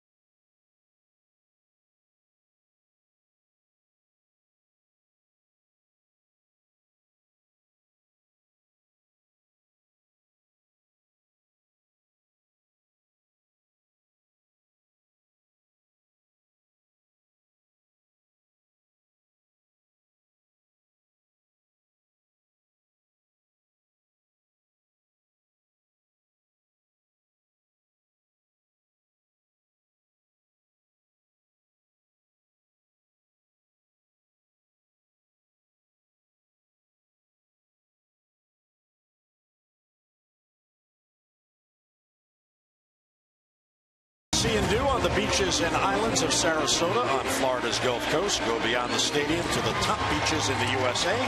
Start planning at visitsarasota.org. That's one of our compatriots, Gary Thorne, out of Sarasota. So I know he would have liked to have been here. Yeah, so there's Ubaldo, and yeah, there you go. Ubaldo didn't want to look at him. Buck waited. So it looks like that'll do it for Ubaldo, and he did his job. Yep, the pitching coach, congratulations.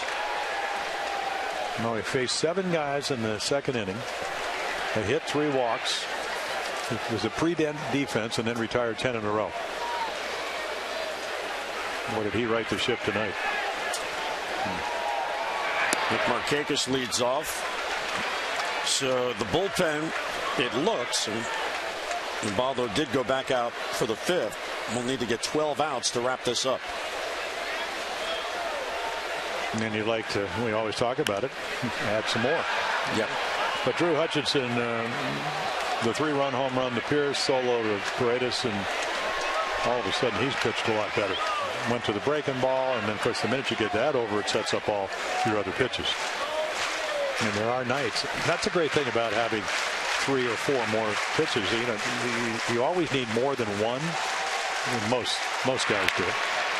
But it's nice to have, you know, 2 to 3 to 4 to pick from. And tonight, maybe the fastball a little bit straight or not getting it where he wants to.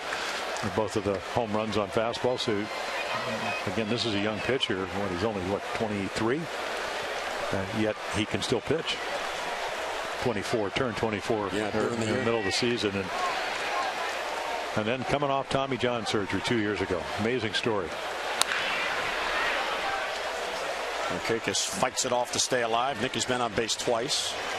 Hutchison 15 and 14 in his career. This is his 41st major league start. Well, you look at their ball club and you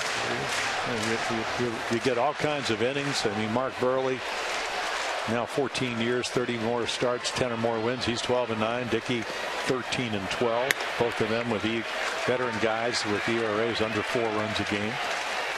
And then you got J.A. Happ we're going to see tomorrow. He's had a nice year for him. Stroman has pitched well. He's been counseled by the older pitchers about what happened last night. Sharply hit to first. Big bounce for Adam Lind. He'll take it himself. And one away here in the Oriole 5th inning. Well, as the Birds battle for a division title, now is the time to lock in your postseason tickets so you don't miss any of the excitement. For a limited time, place a deposit on a 2015 full or partial season plan, and you'll be part of playoff baseball at Camden Yards. By placing a deposit, you are guaranteed home games 1 or 2 of the ALDS and other games throughout the postseason should the Orioles advance. Visit Orioles.com/postseason now or call 888-848-BIRD.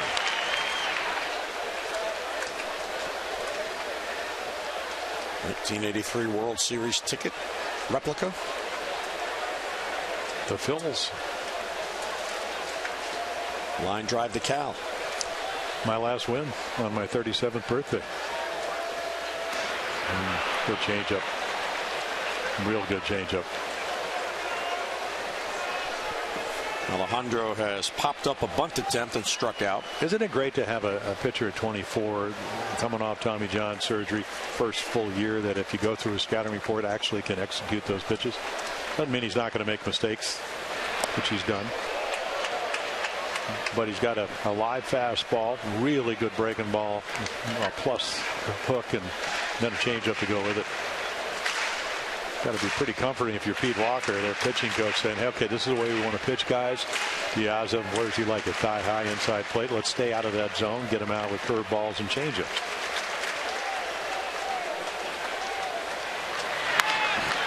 Sharply hit to Kawasaki. 2 ground outs and 2 outs here in the 5th inning. For every Orioles walk, Care First Blue Cross Blue Shield contributes $50 to support Be More for Healthy Babies. The Orioles have drawn 377 walks for a total of $18,850. Care First Blue Cross Blue Shield encourages each of us to take that first step towards a healthier and a more active lifestyle. Adam Jones will come up now.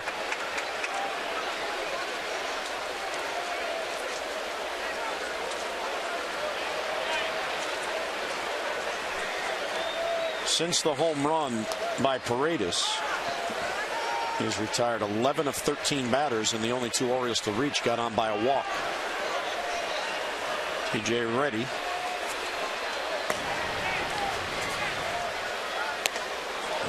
And you can see 94. That's the first time he's gotten into that zip code, so to speak. Usually 92, maybe 1 in 93. And that's, as a starting pitcher, sometimes you are going to give up home runs. And the only thing you can do is to shut the door and hope that your guys can score you some runs. And just misses again at 94. We talked about the innings more, now about almost, 175 innings after missing pretty much all of last year, and yet still throwing as well as he has all year. And he gets Jones. NAVARRO has to play at the first. He had a 3-up, 3-down inning. That is his second in his 5 innings on the night. Well, we head to the 6th. Fans are here. Looks like McFarland's coming on for the O's.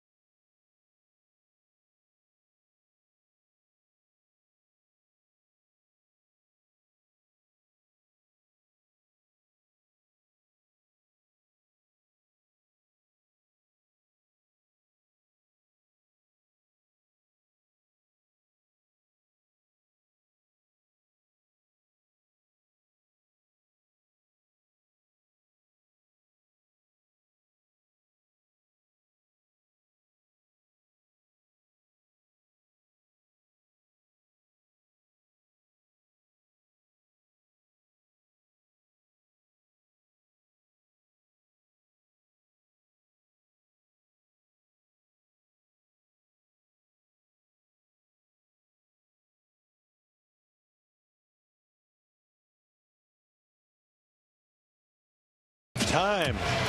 Struggles early, but he does a little Wei and Chen action in the first inning. Couple of strikeouts to get out of harm's way. Only 1 run, and then retires 10 in a row. A lot of strikes. And after early on command problems, 3 walks in the second inning, and then all of a sudden a totally different pitcher.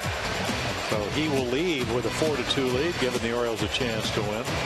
And there you go. More fastballs tonight. A lesson to be learned there. Breaking balls not as much. Change up when he threw it was a good one. 97 pitches, 56 strikes, and again only 2 hits.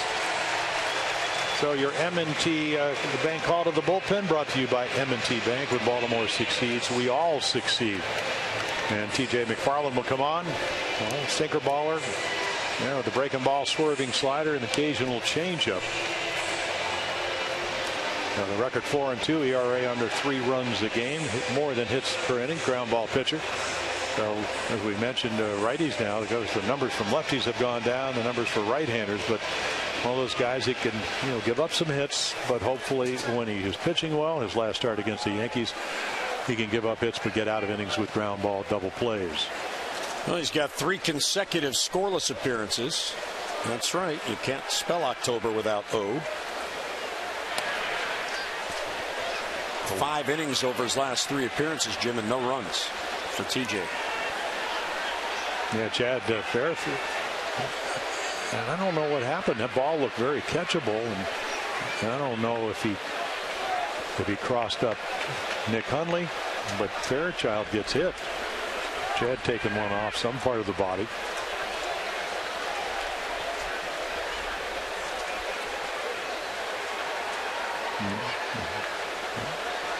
Gets him probably in the leg.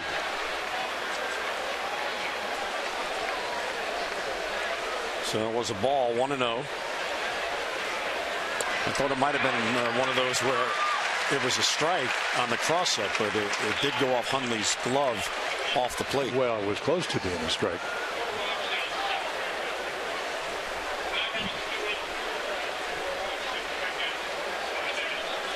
So ball and a strike on Lind, who is 0 for 2. And a strike on the corner.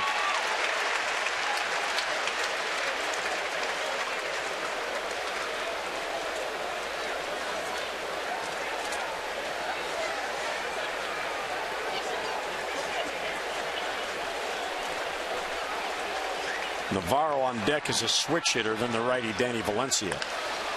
Softly hit the center field. Jones. And one away here in the 6th. Well, here's our Krieger Eye Institute. O's upcoming schedule, from routine to the most specialized eye care. LifeBridge Health's Krieger Eye Institute handles it all. Call 410-601-2020. Tomorrow, the finale against the Blue Jays in this series. 7 o'clock, first pitch on Masson 2, then a day off on Thursday. Red Sox come to town for the final 3 home games of the regular season. Night games on Friday and Saturday, day game on Sunday. And then the Orioles head out on the road. 7 games in 7 days. All begins Monday night with the first of 4 in New York. Here's Jim Palmer's pass list tonight. Yeah, that's right. Well, how about the Red Sox? One of your people. The Red Sox going into Kansas City and sweeping them. And apparently their season series, they have dominated the Royals, but they can't beat Detroit. And Detroit's a game and a half up. But only 1 in the loss column. With 3, they play Kansas City 3 more. Ripped and fair down the line past Paredes. That one was up in the zone, and Navarro is chugging a second base with a 1-out double. Yeah, he's always been a pretty good high ball hitter, so when he gets a changeup that stays up, it's not only the fact that he can hit it hard, but he can hit it down the line, and that's not where you're playing. You got a sinker ball guy on the plate. If he makes his pitches, which he doesn't, you're playing the percentage baseball, which is off the line. So the changeup speeds the bat. The height of the ball allows him to generate more leverage, and that's how you get the extra base hits. It's only the 3rd hit for the Jays. Well, you got a very deep bullpen for the Orioles, so you can sequence your way through the, as you mentioned, need a 12 outs. You need 11 now, and of course you need to do that before they get 2 runs unless you add some. And the tying run is at the plate. A little bit low. Ryan Webb is now getting loose. He just did get up.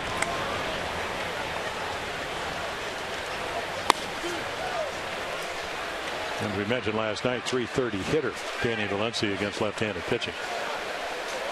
He lives to see lefties. To eliminate the lone away slider. And not only .330, 2 home runs, and not a lot of at-bats. Well, I guess enough, 100 at-bats, so.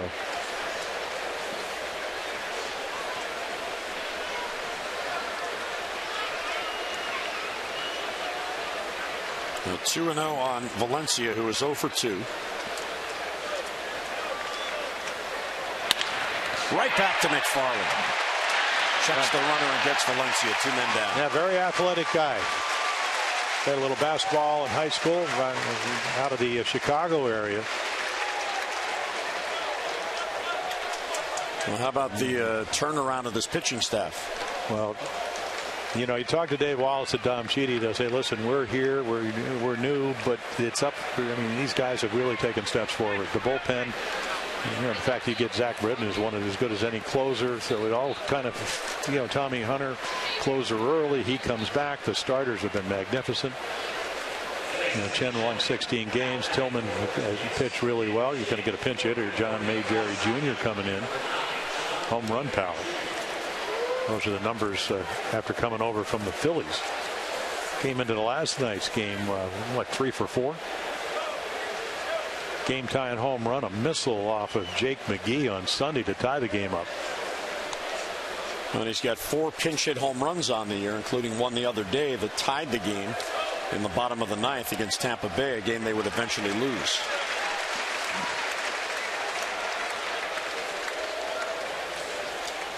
Yeah, they trailed in that game 5-1.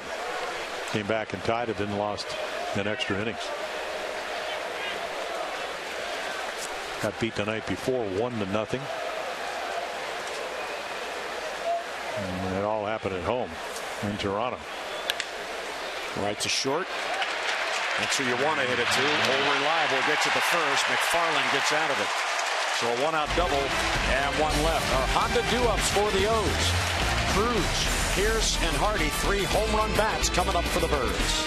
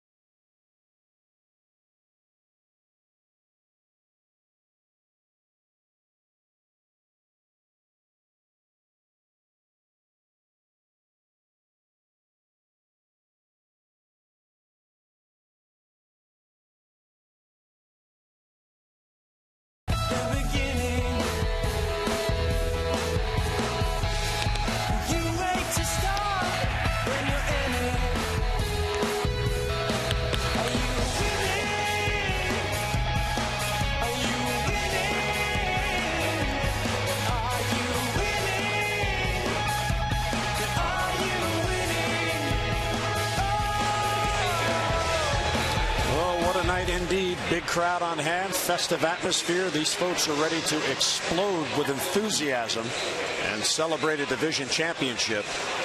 John Gibbons doing all he can to delay it. They're still in the wild card. John Mayberry, who pinch hit for Kawasaki, stays in the game in left field. That moves Kevin Pillar, who was in left field, to center field. Anthony Gose is out of the game, and Goins will take over at second base for Kawasaki. And Drew Hutchison still on the mound. And the 2 home runs, 3-run home run by Pierce, solo by Paredes. You know, the other thing, when you look at his numbers coming in at 10 and 11, they only get him 3.88 runs a game, so not a lot of run support. And CRUZ will take high. Well, let's see, it's Darren O'Day. Certainly a bullpen where you have the ability to match up. Well, the whole key, Jim, is Ubaldo finding it and giving 5 outstanding innings. He really did. So now McFarland pitches the 6, and now Buck can sequence 7, 8, and 9 with the 7, 8, and 9 guys. And they're pretty good. And now I'm going to give you credit for mentioning the fact that 2 runs are more significant than any other kind of lead you can have. As you get into the late innings, you take a bow. I understand that. You didn't have to tell everybody. No. I mean, early in the game, obviously 2 runs doesn't mean as much as it does late in the game.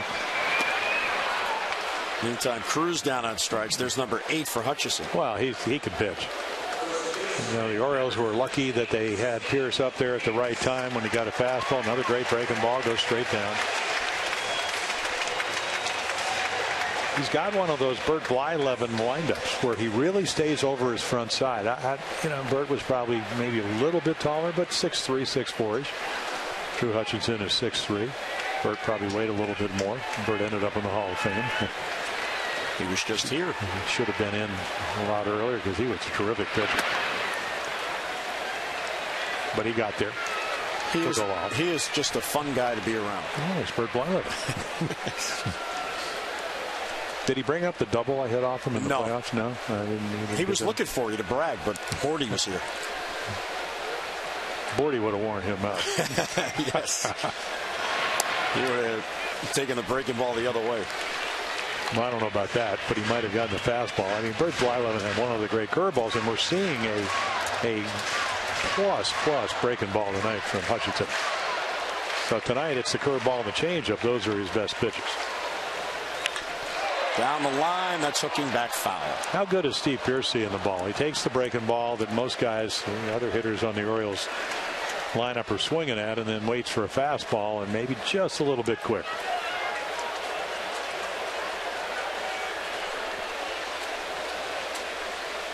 Here's his hitting coach, Jim Presley. Yeah. Looking on, and when your swing is sound, look away, react in.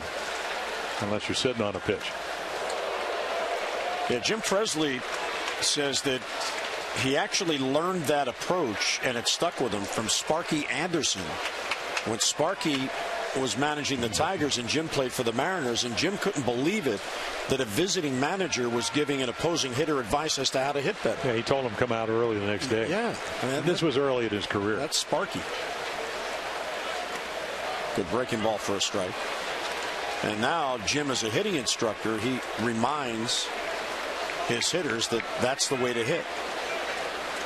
And if you have a good swing and your front arm is direct to the ball, and that allows the bat head to be on a good plane. And that's the way Terry Crowley's always talked about it. That, the one arm drills and whatever. I mean, it's being short. And the swing is. And if you have a good swing, you can do that. Ask Mike Bordick about, early on in his career. Aaron Lupa again came in last night, pitched well for him. About the adjustments he made with all the drills you do. And, hitting well is hard work. And there's the breaking ball. And boy, what a good one. 9 strikeouts. He is giving his teammates every indication, I'm going to hang around and give you a chance to come back.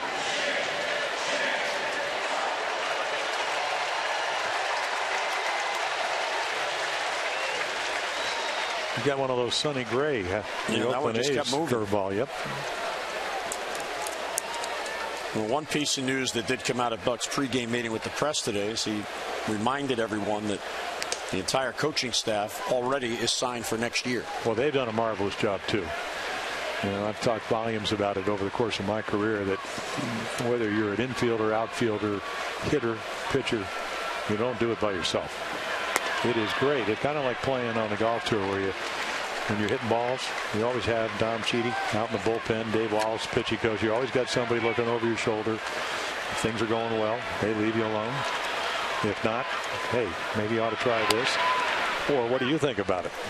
You know, the key to coaching is to get a guy to do what you want him to do, but make him think it's his idea. Yes. Not with every player, but a lot of them. Well, one of the things that Buck was talking about today, as JJ swings through it, in particular about Dave Wallace and Dom Chidi and the effect they've had on the pitching staff overall. He said both of them are very good listeners. He said, however, they do have that tough love if they need to use it. So they'll listen. They want you to be able to be comfortable with what you do. As Hardy fouls it off. However, if there is a way of doing it maybe better, they suggest. But they want it to be, as you say, their idea, so they're comfortable doing it. Yeah, and their philosophy has been let's be patient and let them, talking about the pitchers, learn us and we'll learn them. And then we'll make the adjustments we need to do. It's kind of how the season played out. Yeah, good take there, I think. Yep. Paul Schreiber at first, saying that he took. Boy, I hope that's not chew in Paul Schreiber's mouth down at first base. Got the big wad. I don't know if you listened to the Sunday night game. Curt Schilling talking about recovering from throat cancer, chewed for 30 years. Never thought it would affect him. One of the more painful things he's ever had to endure.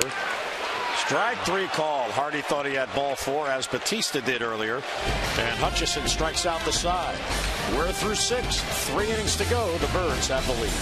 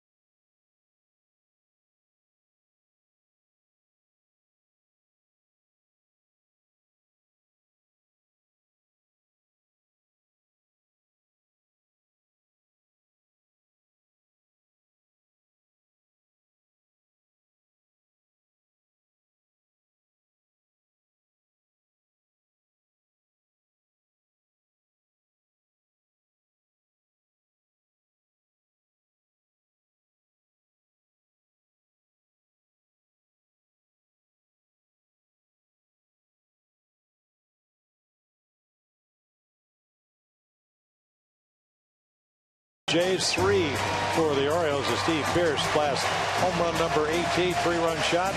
First pitch to Jimmy Paredes, takes it the other way off Drew Hutchison. And then Roberto Jimenez struggles early, but 6 strikeouts on the night, retired the last 10. All of a sudden, Bautista didn't think it was that way. A chance if the Orioles bullpen could come in. So Hutchison still on the mound for the Jays. Jimenez goes to first, 5, only the 2 hits. And our Jiffy Lube pitching change. This pitching change should be quick, just like a Jiffy Lube signature service oil change. A Jiffy Lube, you get you in and out fast, and you never need an appointment. Kind of hoping what Darren O'Day will do, get him out fast tonight. Boy, what a great year he's had. Sinker, riser, breaking balls, different speeds. And the changeup, we just kind of put that in for Todd Frower, former Oriole pitcher and scout that worked with his changeup. That'll be a pitch for next year. Oh, yeah. And our Geico game highlights, as they are each night, brought to you by Geico. 15 minutes could save you 15% or more on car insurance. There you go, Jimbo. Way to pick me up. So Darren O'Day on the hill. Sunday gave up the home run. And then the Brockian philosophy, the theory, he gives up one. The Orioles come back with a walk-off in the ninth with 2 runs. That was Kelly Johnson with a double up the gap after Adam Jones doubled, Pierce doubled to tie it up.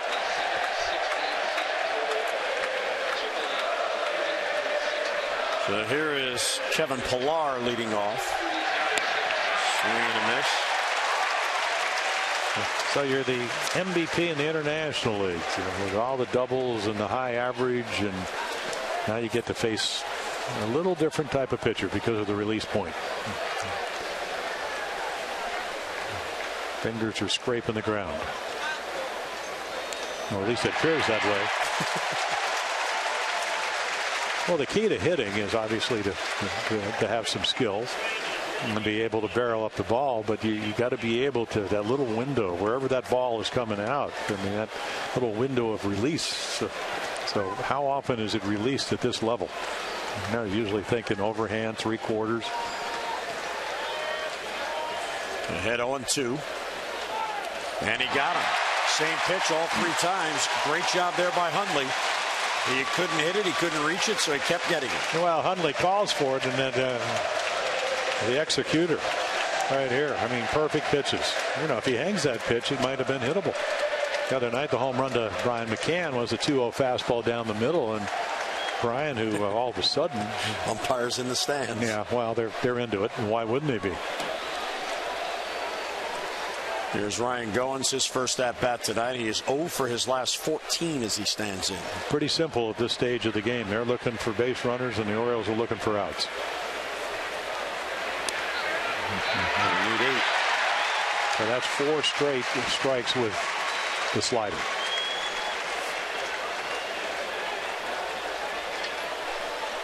And he's got one that kind of goes down and away, and he's got the upshoot. Kind of like when you were a kid, you used to throw the upshoot and the drop hook. Wide of the bag of first is Pierce. Here's O'Day on the run. Oh, nicely done by Pierce, and O'Day to hustle over. Ever been on the road when they go out and throw the football early in the outfield? Like running a pass route right here. Go get it. There you go. I mean, it's almost like Steve Pierce took a look to his right to see exactly where Flaherty was.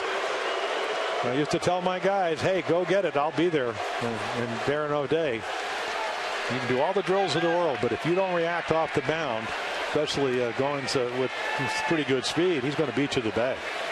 So that was not a routine play, but again, all the things you started back, as you mentioned in the opening in February, all the drills that are, all the tedium and the boringness of all the drills you do in spring training, it pays off over 162 games and then into the postseason, if you're lucky enough.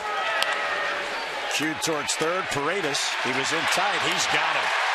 Aaron O'Day has a 3-up, 3-down inning. 7th inning stretch, a delirious Camden Yards, and the O's with a 2-run lead.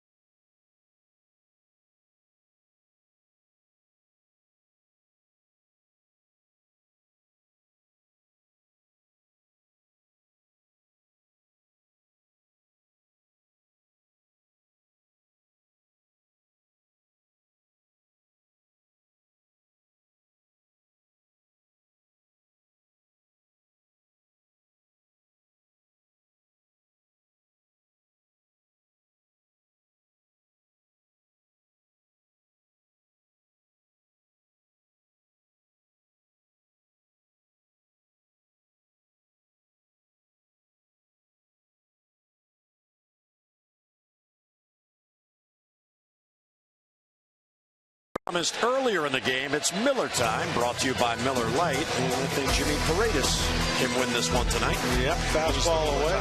And he goes that way. Miller time, home run time. Paredes time. Here comes the parade to make it, at that time, what, 4-1. So they come back with a run to make it 4-2. Orioles hitting here in the 7th inning. 35,297 showed up tonight. 10 more thousand than last night, excuse me. And I love the signs. Merry Christmas. Well, you know, we talk so much about organizational pride. Talked about it in the opening. You know, going out and getting the guys like Paredes, going out and getting Brock, going out and getting David Lowe, going out. I mean, just getting, you know, Ryan Webb. I mean, down the line. But how about the fans? There's a renewed energy here in Baltimore because of the way they played. I mean, all the years I played on those teams that won 109, 108, 101 games, 97, 98, they always had great fans. We just didn't have that many of them.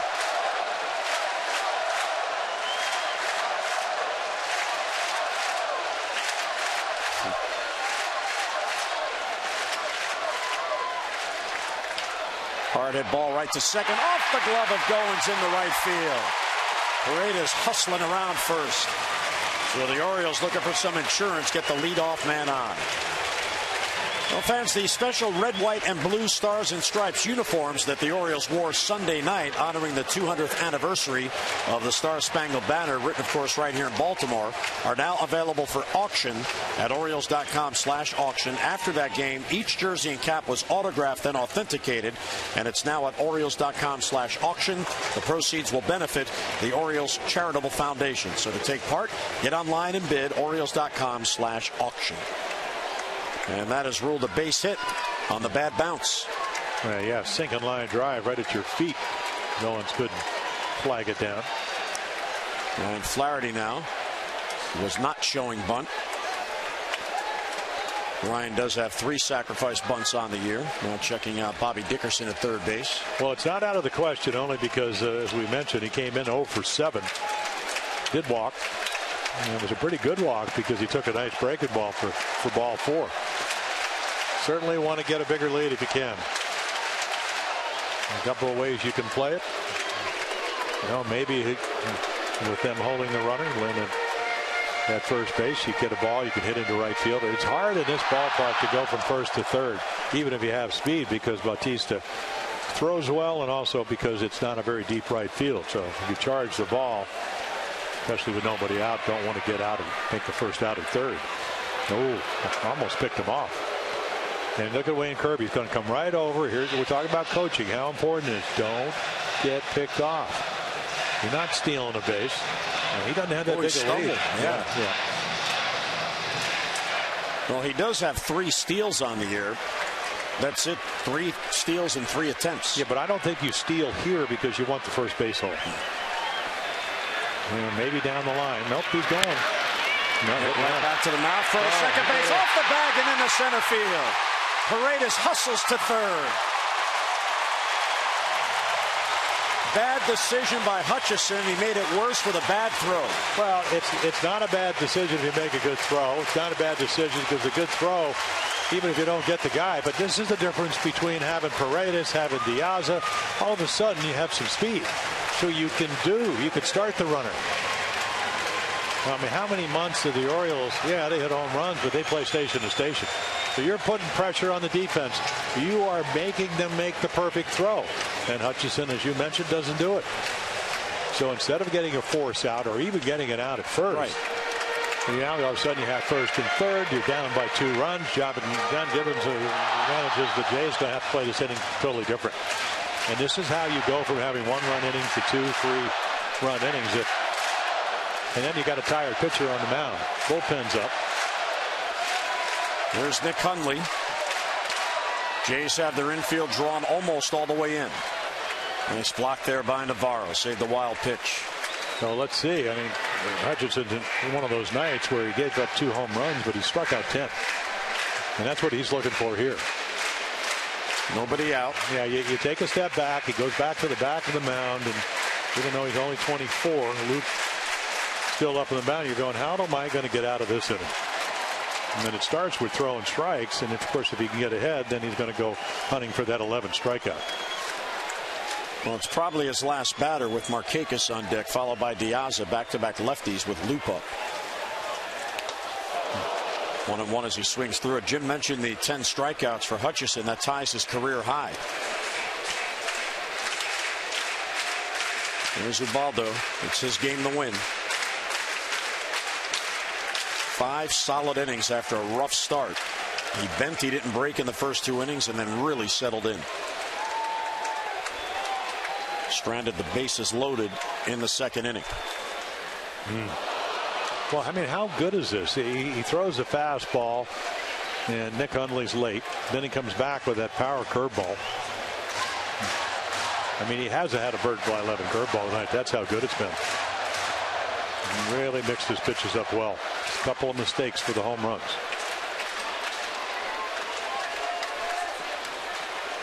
Well, 1-2 on Hundley. Yeah, there's one that stays up, but the break is still so good, it's hard to time.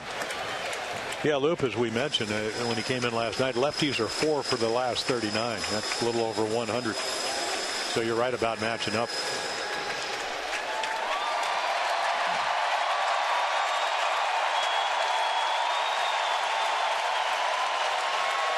Only at a minimum here, trying to elevate and lift a fly ball. And he got him.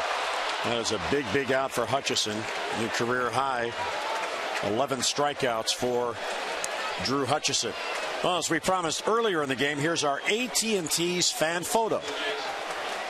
And here at an Oriole game, daytime baseball. And here is John Gibbons as a pitching change will be made with Nick Markakis coming up. So Hutchison leaves. He kept his team in the game. Loop comes on. He'll inherit 1st and 3rd, 1 down in the Orioles 7th.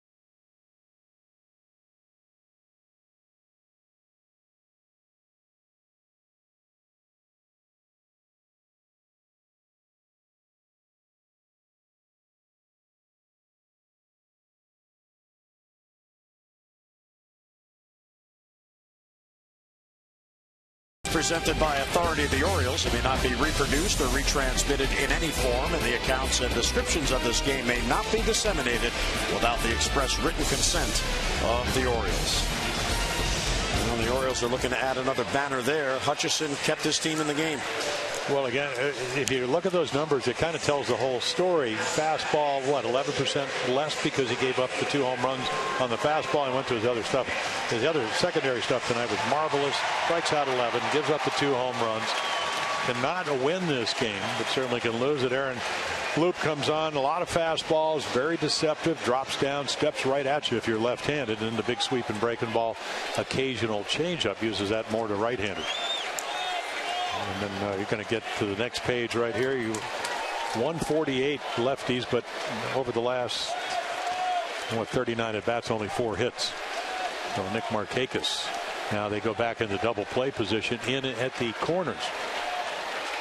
And then holding the runner, and then Valencia at third, and he hits him.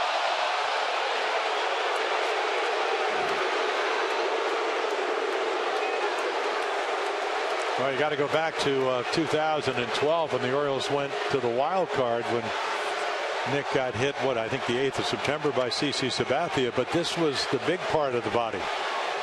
Richie Bancels, Oriole head trainer, out to see how he's doing. So it's not a breaking ball, it's a fastball right at the S. Right behind the right shoulder. And that's the way you turn in if you can. I mean, it still hurts. See, you just turn, try to get your head, hands, wrists, elbows out of the way. No, that'll load him up. Buck making sure Nick is too valuable.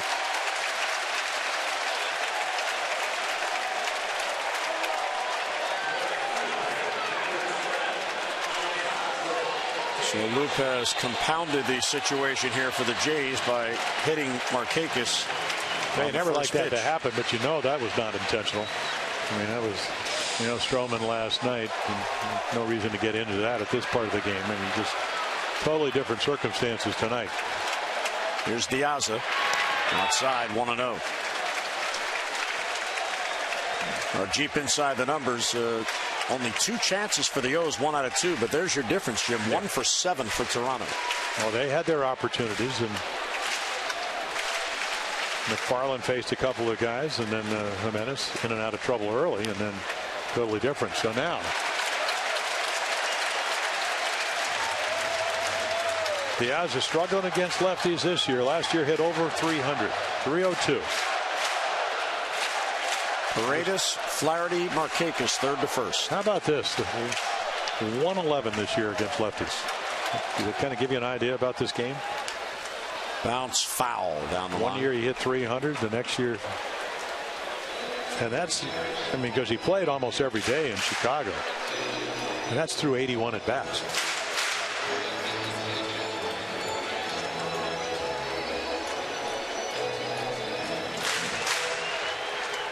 One career grand slam. Well, you mentioned it earlier, and you always work about this, but it's, in batting practice, okay, man on third, less than 2 outs, get something in the air, but it's batting practice. And they'll get a tough lefty out there. And then he took it. Did not go. No. He did not go. They're screaming at him from the dugout. John Gibbons yelling at Ted Barrett. Well, they wanted it, but I think John Gibbons knows he didn't swing. It was a good take. Doesn't mean in his heart of hearts he didn't want that to be 2-2 instead of 3-1. Fouled off his foot. And you can see the protective device on that front. Well, DIONER Navarro's coming out, and simple. We need to throw a strike here. And that's what he had to do here, 3-1, and he did. That ball might have been a little bit off the inside corner.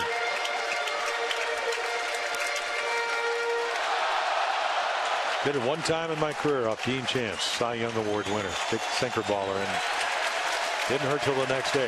Had trouble getting out of bed. I have no idea how hitters hit balls off their ankles and feet, still play. Line drive and a base hit down the right field line. Here's Paredes to score. Here's Flaherty to score. Markakis is being set. He's coming to the plate. It is a 3-run triple for Diaza. And the O's have broken it open in the 7th.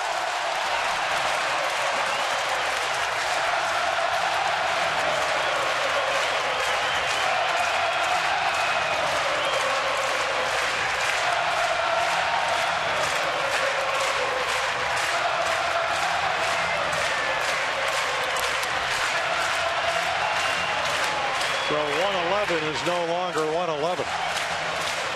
9 for 81 now becomes 9 for 82. What a big time extra base hit. Home runs, triples, is now a double for Alejandro Diaza. Another late season acquisition by the Orioles. His 8th triple on the year, his 3rd with the O's. Luke Lee's pitching change with the O's now up by 5.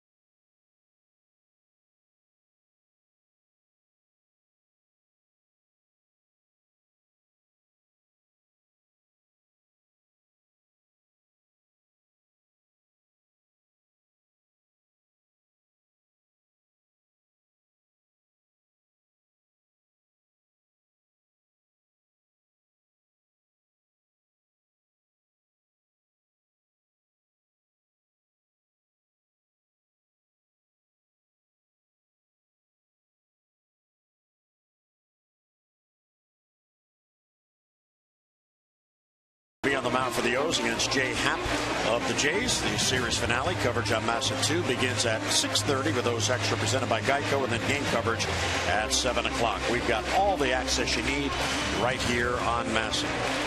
Alejandro Diaz with a 3-run triple. 12 games with the O's. He's got 2 doubles, 3 triples, 2 home runs. Well, Kendall Graveman comes in out of Mississippi State. He was 8th round last year, 2013 draft. So what? Started in A-ball, then he went to Double-A, then he went to Triple-A. Now he's coming in on a night where the Orioles are trying to clinch it, and they lead by 5. Always good to see youngsters coming. And he's pitched well everywhere he went. And very low ERAs. So the infield in, that will not make it any less difficult. Adam Jones stepping to the plate, looking for another RBI. 1 down, infield's drawn in. Diaz is at third.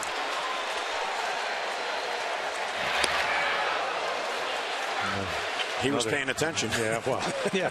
If you watch Drew Hutchinson with 11 strikeouts, boy, did he have a good breaking ball, and there's another one.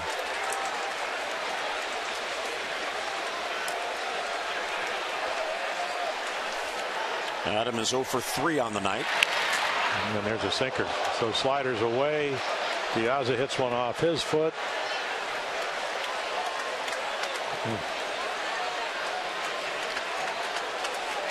And watch this ball run. Probably maybe 6-8 inches. And then right off the shin. Right above the protector. Yeah.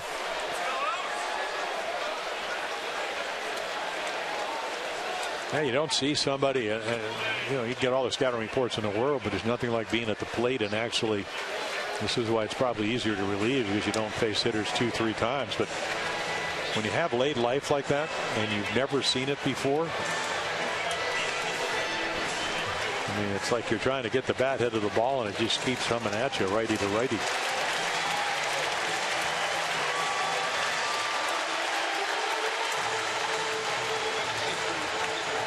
Adam ready to step back in.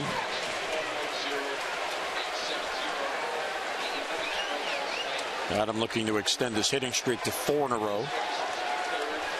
He's got Diaz at third with 1 down.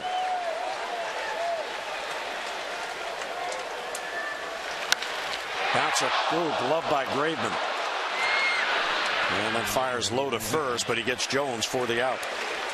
Yeah, I'm not sure if Adam Lynn gave him the sinker sign, but that's what he threw over there. Good play.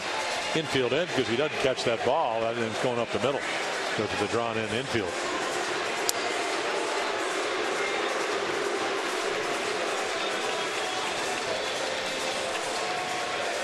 Yeah, for Kendall Graveman, his first Andrew Miller, another late inning or late season acquisition by the Orioles. Boy, has he been affected. But Graveman, major league debut against the Red Sox. And they did it on the road. In the 8th, it'll be Bautista, Encarnacion, and then Adam Lind. O'Day is in the game. They had a very quick 3 up, 3 down 7th. Bounce foul over the head of Diaz.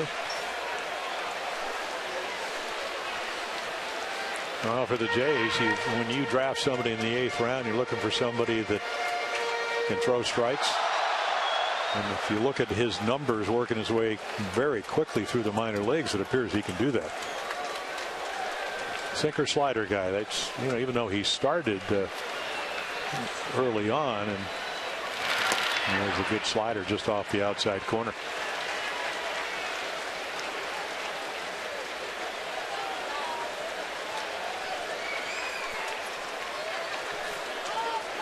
So the Orioles in this game have had a pair of 3-run innings and now lead at 7-2.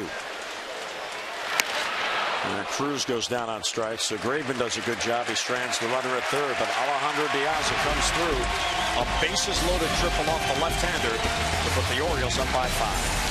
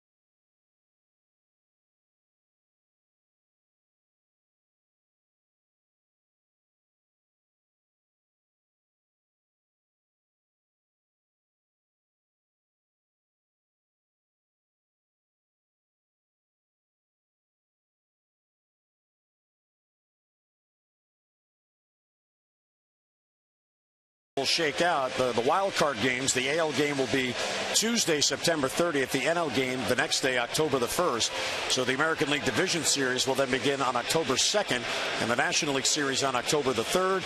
And then looking ahead to the League Championship Series, the American League October 10th, the National League October 11th, and the World Series set to begin on October the 21st.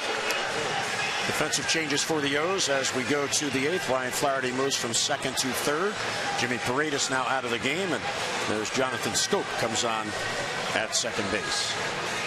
And Darren O'Day, who came in and was very effective in the 7th inning. And with Andrew Miller still up in the Oriole bullpen. Again, a couple of righties, Bautista, Encarnacion, and then the lefty Lynn. So now it's 6 outs away.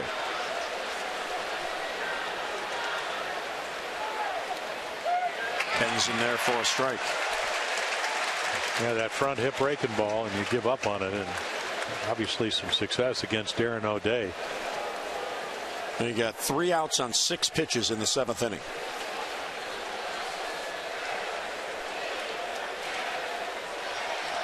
The 2 double E, efficient and effective. Oh. Bautista's hit by O'Day, and now a warning issued by Chad Fairchild. Well, if you're going to hit somebody, and I'm not saying he did it on purpose, he hit him in the butt. Rear end. That's where you do, and that's exactly what Stroman should have done last night if he really felt that he needed to do it. So you get warnings. I mean, this is really not necessary to do. Well, and you respect Bautista for just dropping his bat and going to first. Well, yeah, and he understands the game. Stroman didn't last night. You don't throw at somebody's head. And I think I mean, from everybody I talked to, they say he's a pretty good kid. He was acting a little bit strained last night, but well, he lost a lot of respect the way he went about it. And I wouldn't be surprised. You know, there are a lot of people who don't think he's going to be suspended, but he should be. Not to be punitive, just to teach him and anybody else that does that a lesson. Well, I know nationally he had been getting ripped all day long. So here's Encarnacion, takes ball 1.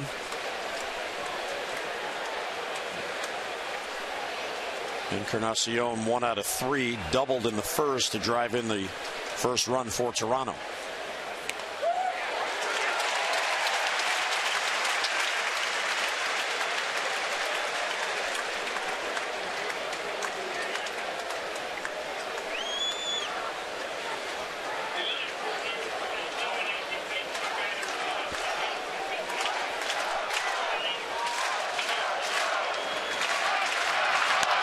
Bouncer and foul.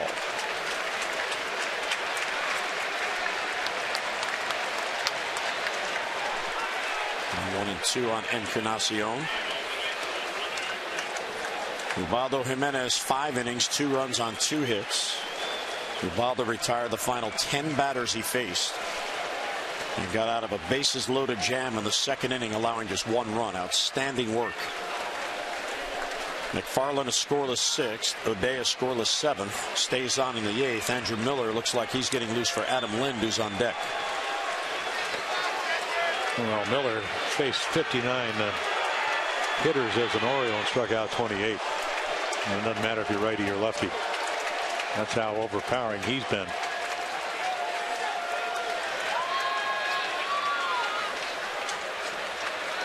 And time called at the plate by the home plate umpire Chad Fairchild. Fans are booing, but it was actually Hundley who requested the time.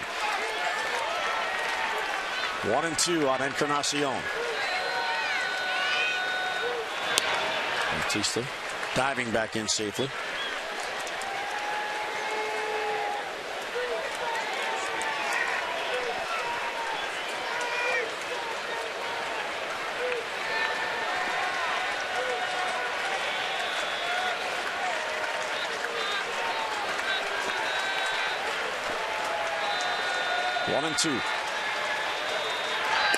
Upstairs with a fastball. 2-2 as the count evens.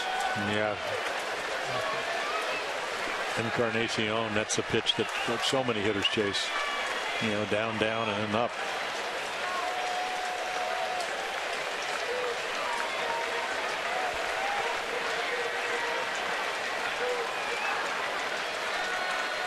And 2-2 on Encarnacion with Bautista at first.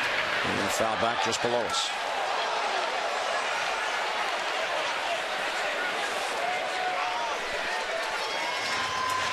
Those in search of their 91st win, which would clinch the division title.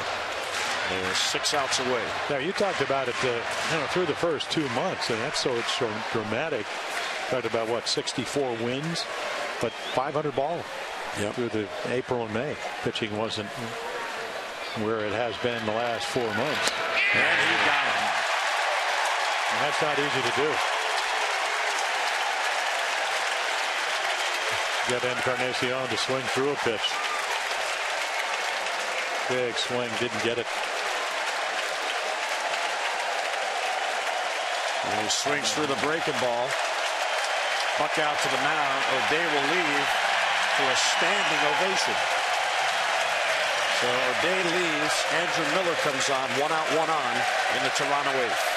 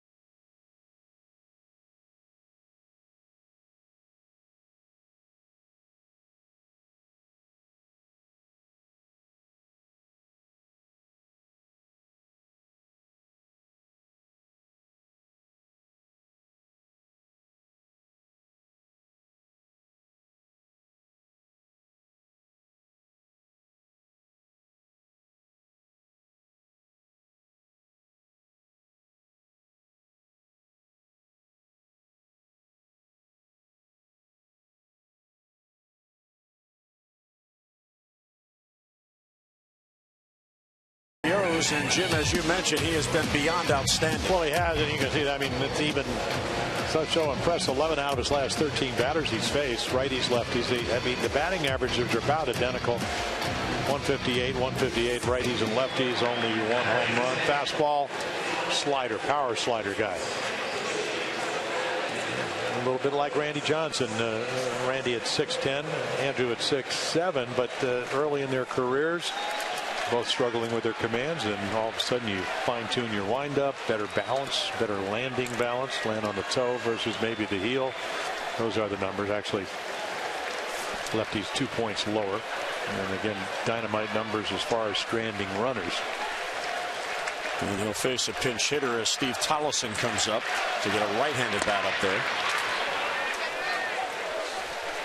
Big bench, and he's been using it. Tollefson with a bunt base hit last night, single to right center field. Couple of hits. The Orioles know about him. Played for him 2 years ago. Last year, down at AAA Charlotte. Had a nice year. 288 hitter, 8 home runs. Dad Wayne, a former major league player.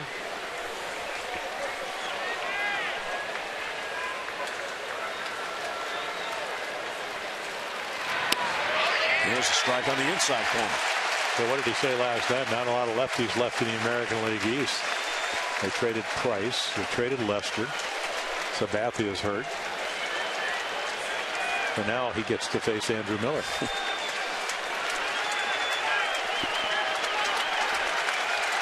He gets ahead of him 1-2. Well, we're happy that the Armed Forces Network is with us tonight around the world and watching in as the Orioles try to wrap up this division title. Certainly. Thank you for all your service. Send our best. Great weekend here in Baltimore bicentennial, American flag 200th anniversary. To think about all the people that serve our nation and have. You got him. Yeah, backdoor slider. I mean, it starts at your back foot. You don't think it's going to go there. You think it's going to be over the plate, and just never ever starts breaking. I mean, this is Carlton. This is Guidry, Sparky Lyle, Mickey Lolich. Some of the great left-handers, they have this kind of pitch, and you know, you go over the National League, guy that's going to win another Cy Young, maybe the MVP, Clayton Kershaw. He can run that breaking ball down and in. The right-handers are the best of them. NAVARRO, switch hitter, will bat right against Andrew Miller. Look out. So you hope people are all right.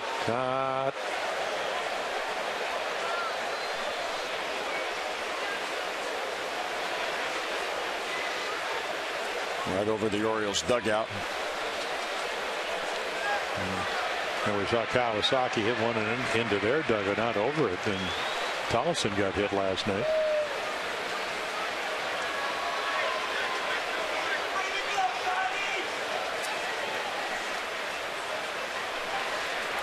A slight delay as the ushers tend to the fan.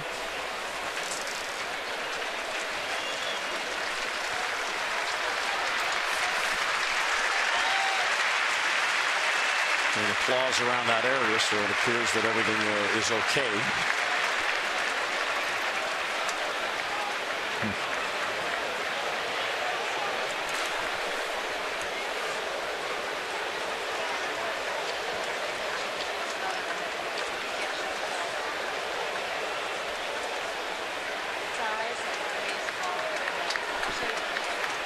Well, NAVARRO will step back in.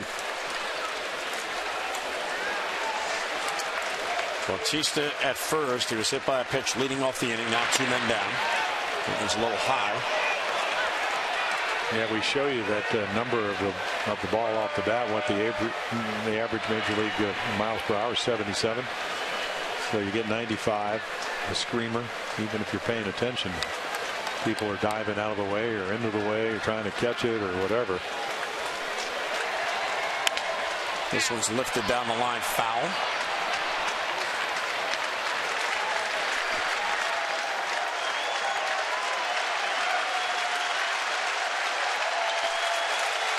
Here you go. First saw this, and still happens at the Yankee Stadium, but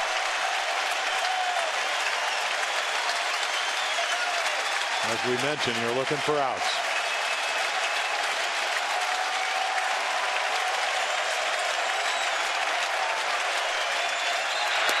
And he struck him out. Andrew Miller gets the final out of the 8th. The O's are 3 outs away from a division championship.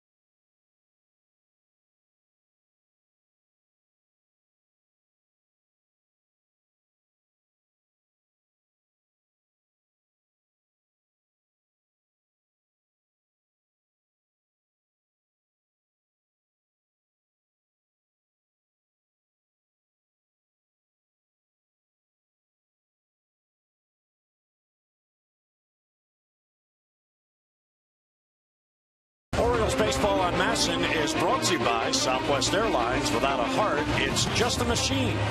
And by the University of Maryland Athletics Department. Maryland football hosts the Ohio State Buckeyes at Capital One Field at Bird Stadium for the inaugural Big Ten home game on October the 4th. Ticket packages are available at umterps.com. Beautiful night. 3 outs away. Valencia moves over to first as they pinch hit for the first baseman, Adam Lynn. Steve Tollefson, who pinch hit, stays in the game at third. And we get another rookie pitcher, Daniel Norris. So Kendall Graveman, they both came to the big leagues. Call-ups in September. Both pitched Major League debut in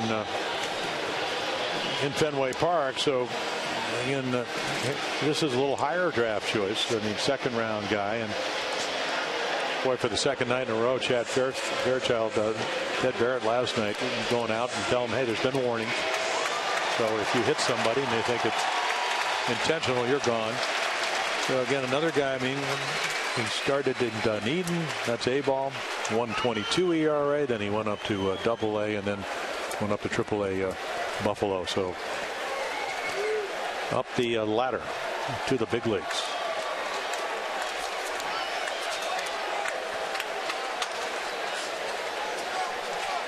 Steve Pearce will lead it off. Hardy and Scope will follow.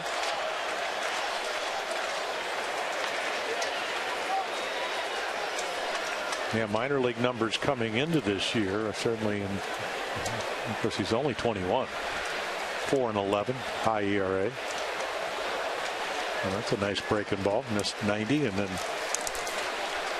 so the Orioles don't know too much about Graveman and Norris.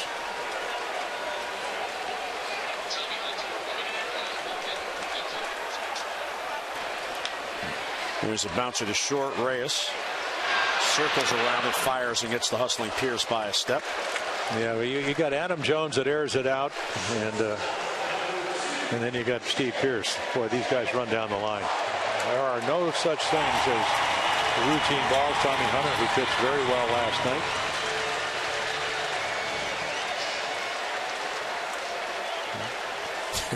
night. He doesn't like to make outs, does he? J.J. Hardy hitless on the night. He is 3 for 18 on the homestand. It's Ubaldo's game to win. Working with Way in on the bench. Okay, so does Jimenez speak Chinese? No, Chen speaks Spanish. Okay, there we go. Buck was saying he speaks English too. Yeah, Buck was saying the other day, as he does every day during BP, roams around with his fungo bat and talks to players, and he was having a conversation with Chen the day before he started, and he said the entire conversation was in English, and Buck said, Way-in spoke English better than I do.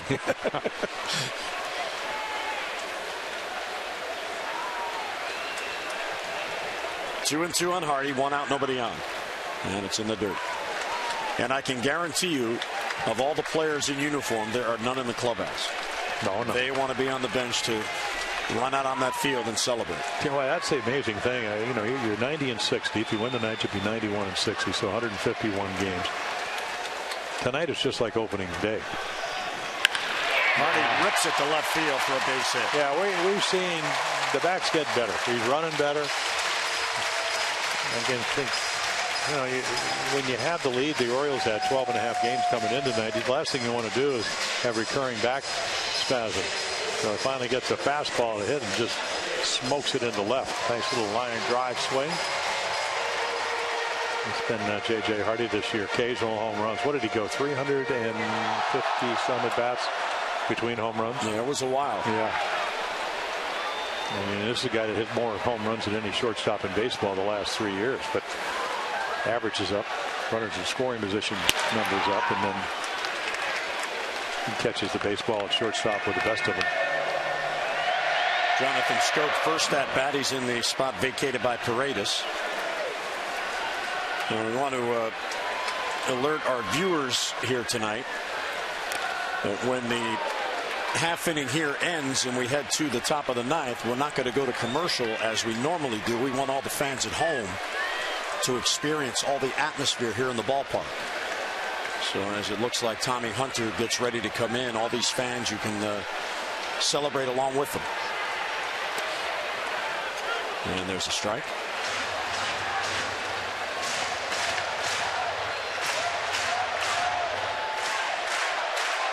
There's Diaz. And Paredes with a home run. Diaz with the 3-run double. Stoke gets a base hit, and oh, did he need that? That snaps an 0 for 17, and he came up there 1 for his last 31. Well, Norris hangs him a breaking ball, so there's a little present, and he doesn't miss it. You know, I'm talking, he's such a good kid. And I said, you got to try to figure out a way to relax, and it's not easy to do. And, you know, I told him story, and he doesn't know the players, but I said Warren Spahn, one of the great left-handers of all time, was across the table up at Cooperstown, and he was talking about having to face, and he's sitting next to Juan Marichal, another Hall of Fame pitcher, and they were talking about how lightly Ernie Bank held the bat and how nervous they used to get because of that. And I said, it's hard to do, but you got to take a deep breath. Cal used to do it. Frank did it. Baylor did it. All the great players I played. Brooks was the most relaxed guy in the world. And he said, yeah, I think I'm squeezing the bat a little bit hard. And then when you go, 1 for 31 or whatever it was, I mean, why wouldn't you squeeze the bat? There's a lot of tension. And he could feel it. So that's all part of the deal up here. You know, learning to go through the slumps.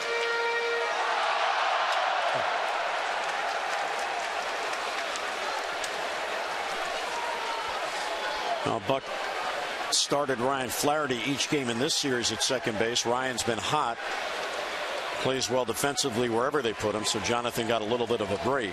And the other part of this, we talked about it last night, first time Jonathan's ever played this deep into a season. And the minor league seasons end on Labor Day, unless you go to the postseason in the minors. Yeah, and invoke what Nolan getting loose. You know what Mike Flannery used to always talk about. Sometimes you got to try easier. You know, you want to do it so much. We saw that with Baldo today. You know, struggled early and trying so hard. Boy, I want to pitch well, and then all of a sudden got into a rhythm. Retired 10 in a row. Meanwhile, the Orioles get him some runs. He should be smiling. It is not easy what he did tonight after that long layoff. I mean, 3.3 runs per game. He's one of the lowest run support for the big league. Now, has he pitched as well as he'd like? Absolutely not. But all of a sudden he pitches a little bit better. They play better. They get him some early runs off somebody that, you know, they had tremendous respect for. Drew Hutchinson, 3 runs in 27 plus innings coming in. They get a couple of big hits tonight. Steve Pearce hits the 3-run shot. And ball 4 to Ryan Flaherty. The 2 hits and a walk have loaded the bases with 1 down. Yeah, Pete Walker's going to come out, and the rookie lefty on. Sean Nolan, who we showed warming up, he pitched to AAA. So another rookie. Pitched at a higher level than Norris did, who worked his way right up through the minor leagues, A-ball, AA, AAA.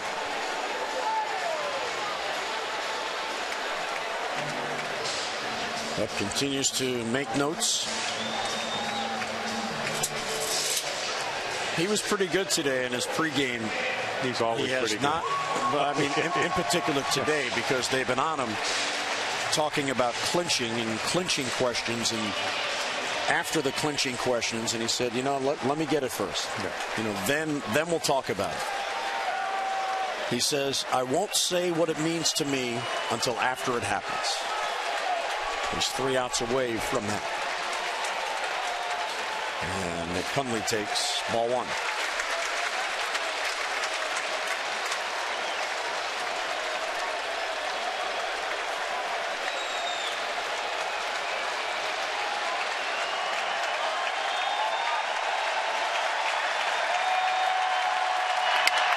Broken bat Blue. Hardy's going to tag. Charging in is Mayberry. Hardy's coming towards the plate. Here's the throw. It is well off the line. Throw to third, not in time. The other runners move up. That was a terrible throw by Mayberry. Hardy forced the issue, and the O's add an insurance run in the 8th. Yeah, what I look at is how did he come out of running hard to home. And take a look right here. They tag up. And scouting reports. How well do they throw? Not an easy play because John Mayberry is going to his left, but not a lot of arm strength. So now a 6-run lead. And Buck, how do you feel? Well, all you got to do is look, and you know he feels a lot better after having the back spasm, getting the cortisone shot, and all the other things. You know, the other thing is, you know, if you talk to players and be able to get on the field every day, you don't want to forget the trainers here. Loop to left field, Mayberry in on it, and he's got it for the out. So the Orioles add a run. Fans, let's all buckle up together. Let's enjoy this moment.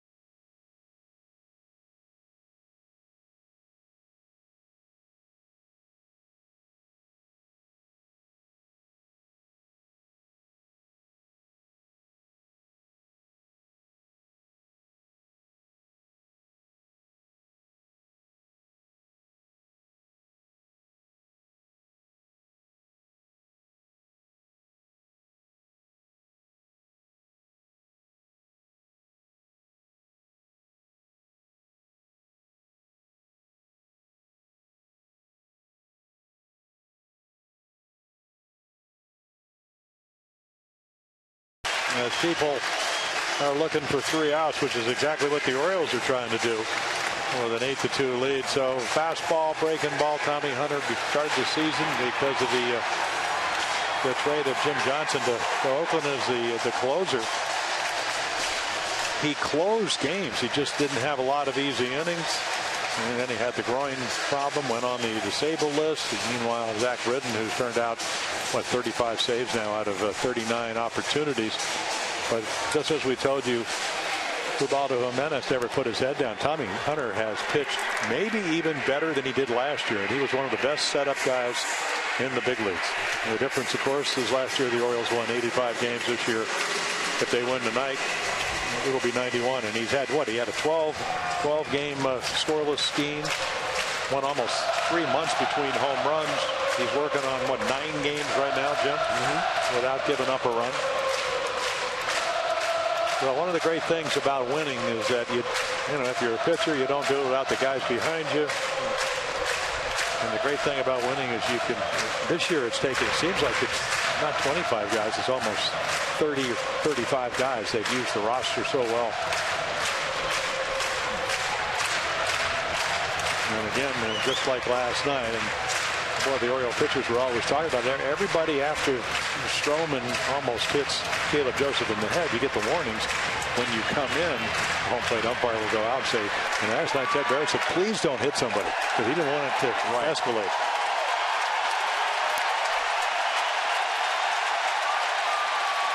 Well, here is Danny Valencia, a former Oriole, leading it off against Hunter. Mayberry and Pilar are scheduled to follow. Chopper to short. There's one. And in the clubhouse, they are getting ready to celebrate. The champagne is ready. The lockers are covered. The champions' banners are held. And Baltimore is about to celebrate a championship.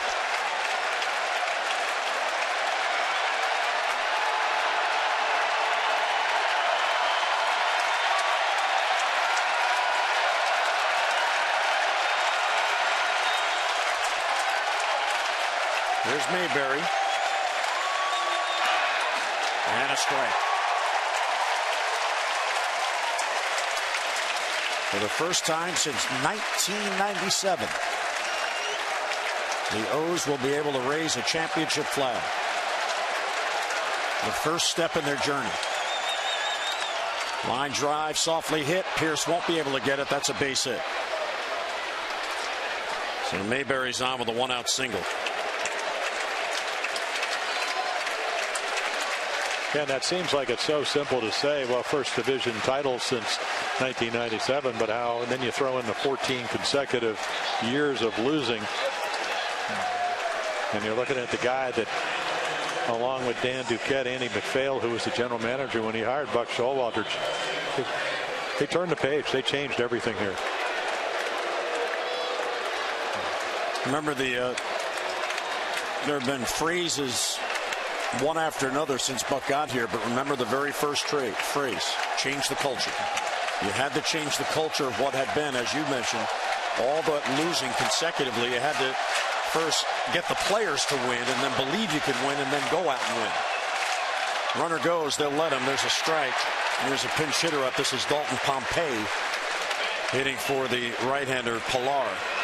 Well, it's so simple to to talk about, well, winning is fun, but if you don't know how to win and you don't have the right pieces and you have players that are always looking for direction, that's a great thing about playing when I did.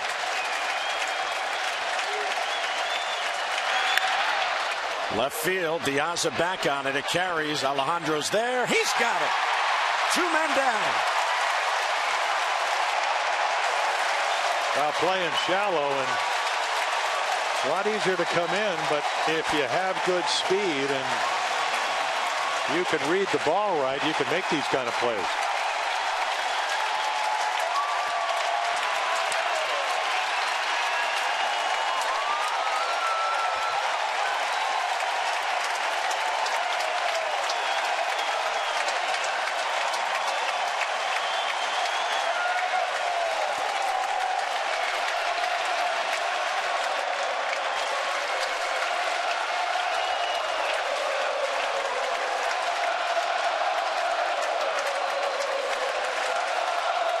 Ryan Goins is up.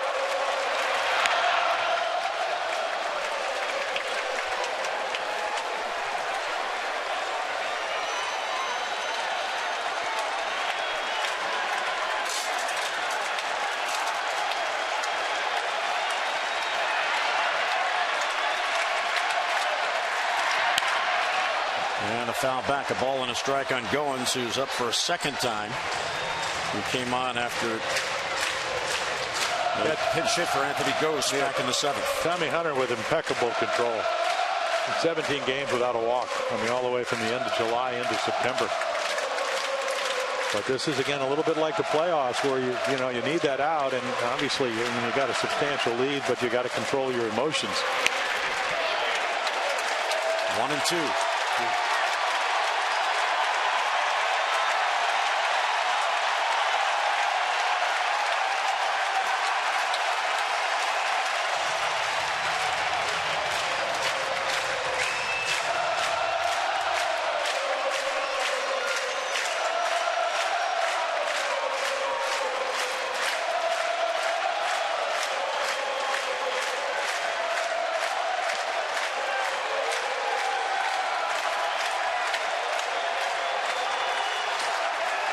Ball and 2 strikes on Goins.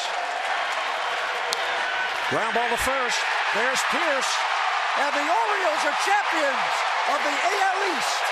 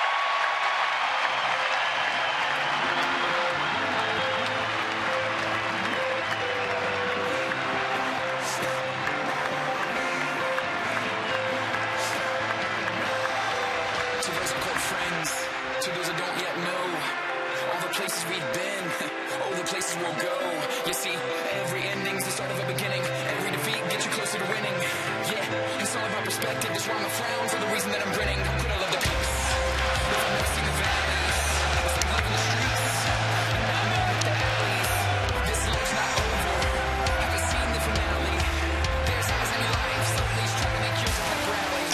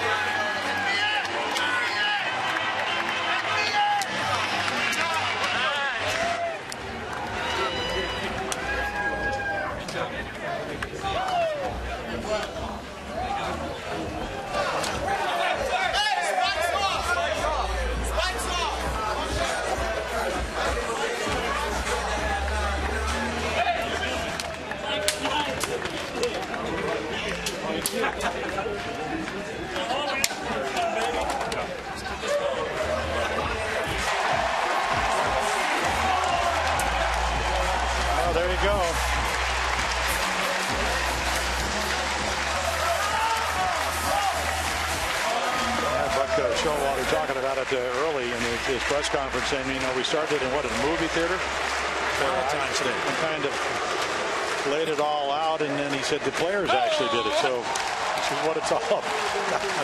Nothing like this, Jim. And we saw Brady Anderson and Mike Borden. They were on the field the last time the team clinched in 1997. They're both down there to celebrate. They're both big parts of this organization.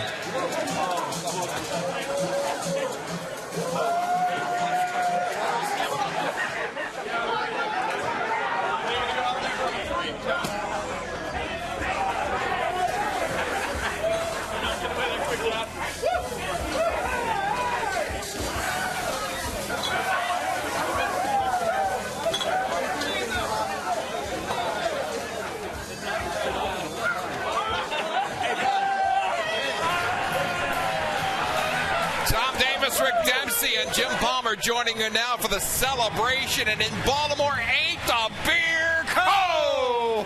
Unbelievable. Rick Dempsey played on the 83 World Championship team. Jim Palmer on 3 World Series winners. What's it like, Rick Dempsey, to see this going on right now here in Baltimore? Well, you know, it brings back a lot of great memories from 83, 79 here when we closed out our divisional title.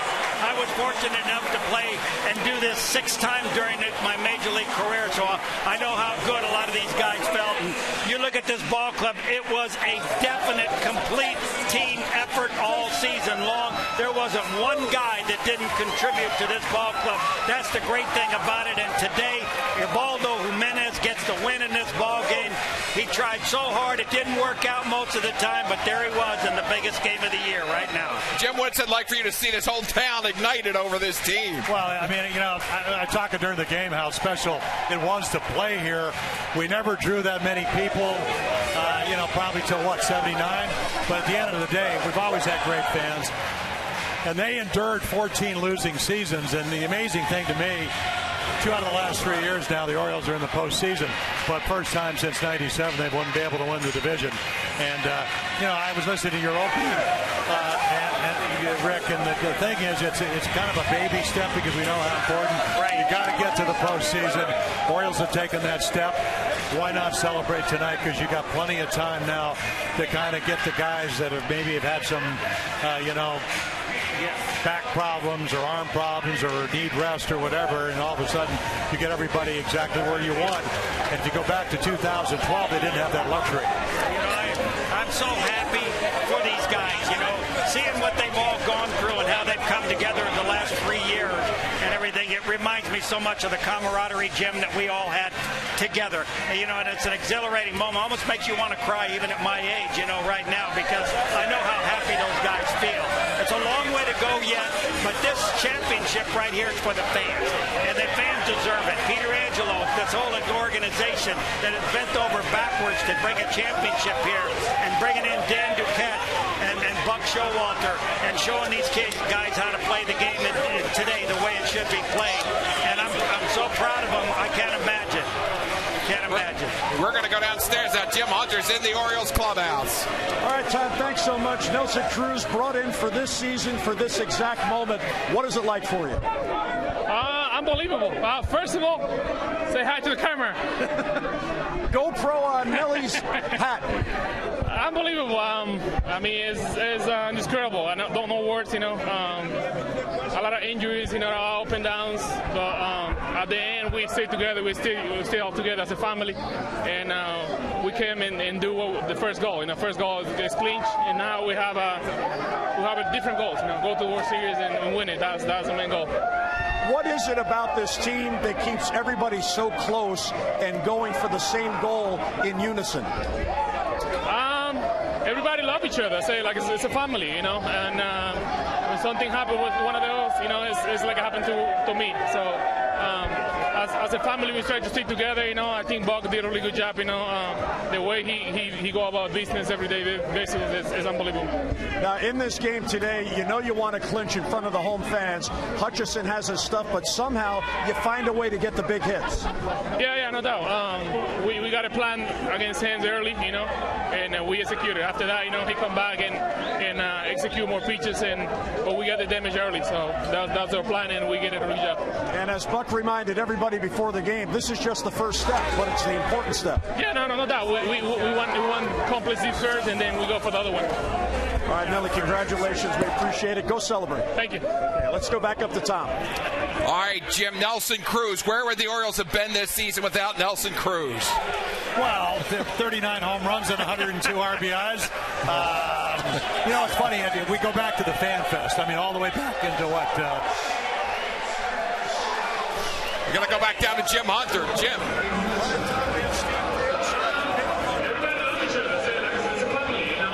Home run. What were you looking for there, and what did you get to hit out? You know, I got a fastball. You know, he threw a fastball the previous pitch, and you know, I was able. You know, he left something out of the play. I was able to get extended, man, and great feeling when that ball left the park. All right, in batting practice, you said, don't take me in home run derby. We have to hit it to center field. I never hit home runs to center field. You saved it for the most important spot. hey, I'll do that any day of the week, man. That's, save it for this situation, You see the look on my teammates' faces right now. I mean, that's what it's all about. What has this year been like for you that culminates with this championship? It's not over yet. It's another chapter. But right now, this is kind of the cherry on top for what's happened in my career so far. What about the fact that you were pressed into duty because you were needed? Buck talks about opportunity. Not only did you take advantage of the opportunity, you excelled. It's funny how baseball works out. Never gave up. Just keep on playing, keep on plugging, and it was awesome that they gave me the opportunity, and we're just in the best situation ever right now. Was that the best you ever felt after a home run in your career when that ball went out with everything on the line here? Definitely. We're going to the playoffs. What more can you ask for? All right, Steve. Congratulations. We appreciate it. Come on, here we go. All right. Tom, back up to you. Steve Pearce with a 3-run homer and a 3-run first inning of the Orioles' 8-2 clincher over the Toronto Blue Jays. 18 home runs for Steve Pearce. When you look at Steve Pearce, what an addition he was to this club. Well, Steve Pearce has been a godsend from the very beginning. This Oriole team, Let's go back down to Jim. He's got another interview. They're coming fast and furious. All right, Tom. Well, this team has veterans. This team has 22-year-old rookies who has a chance to celebrate. What is this moment like for you? Oh, it's exciting. Exciting, to win the A's, championship with all those group of good guys. I'm very happy. It's one exciting moment. JJ, come on in on this. What is this like for you? Here we have the veteran and the rookie. You're his mentor, and you were able to guide him through a season. I don't know about that. This guy's talented. He's super talented and fun to play next to.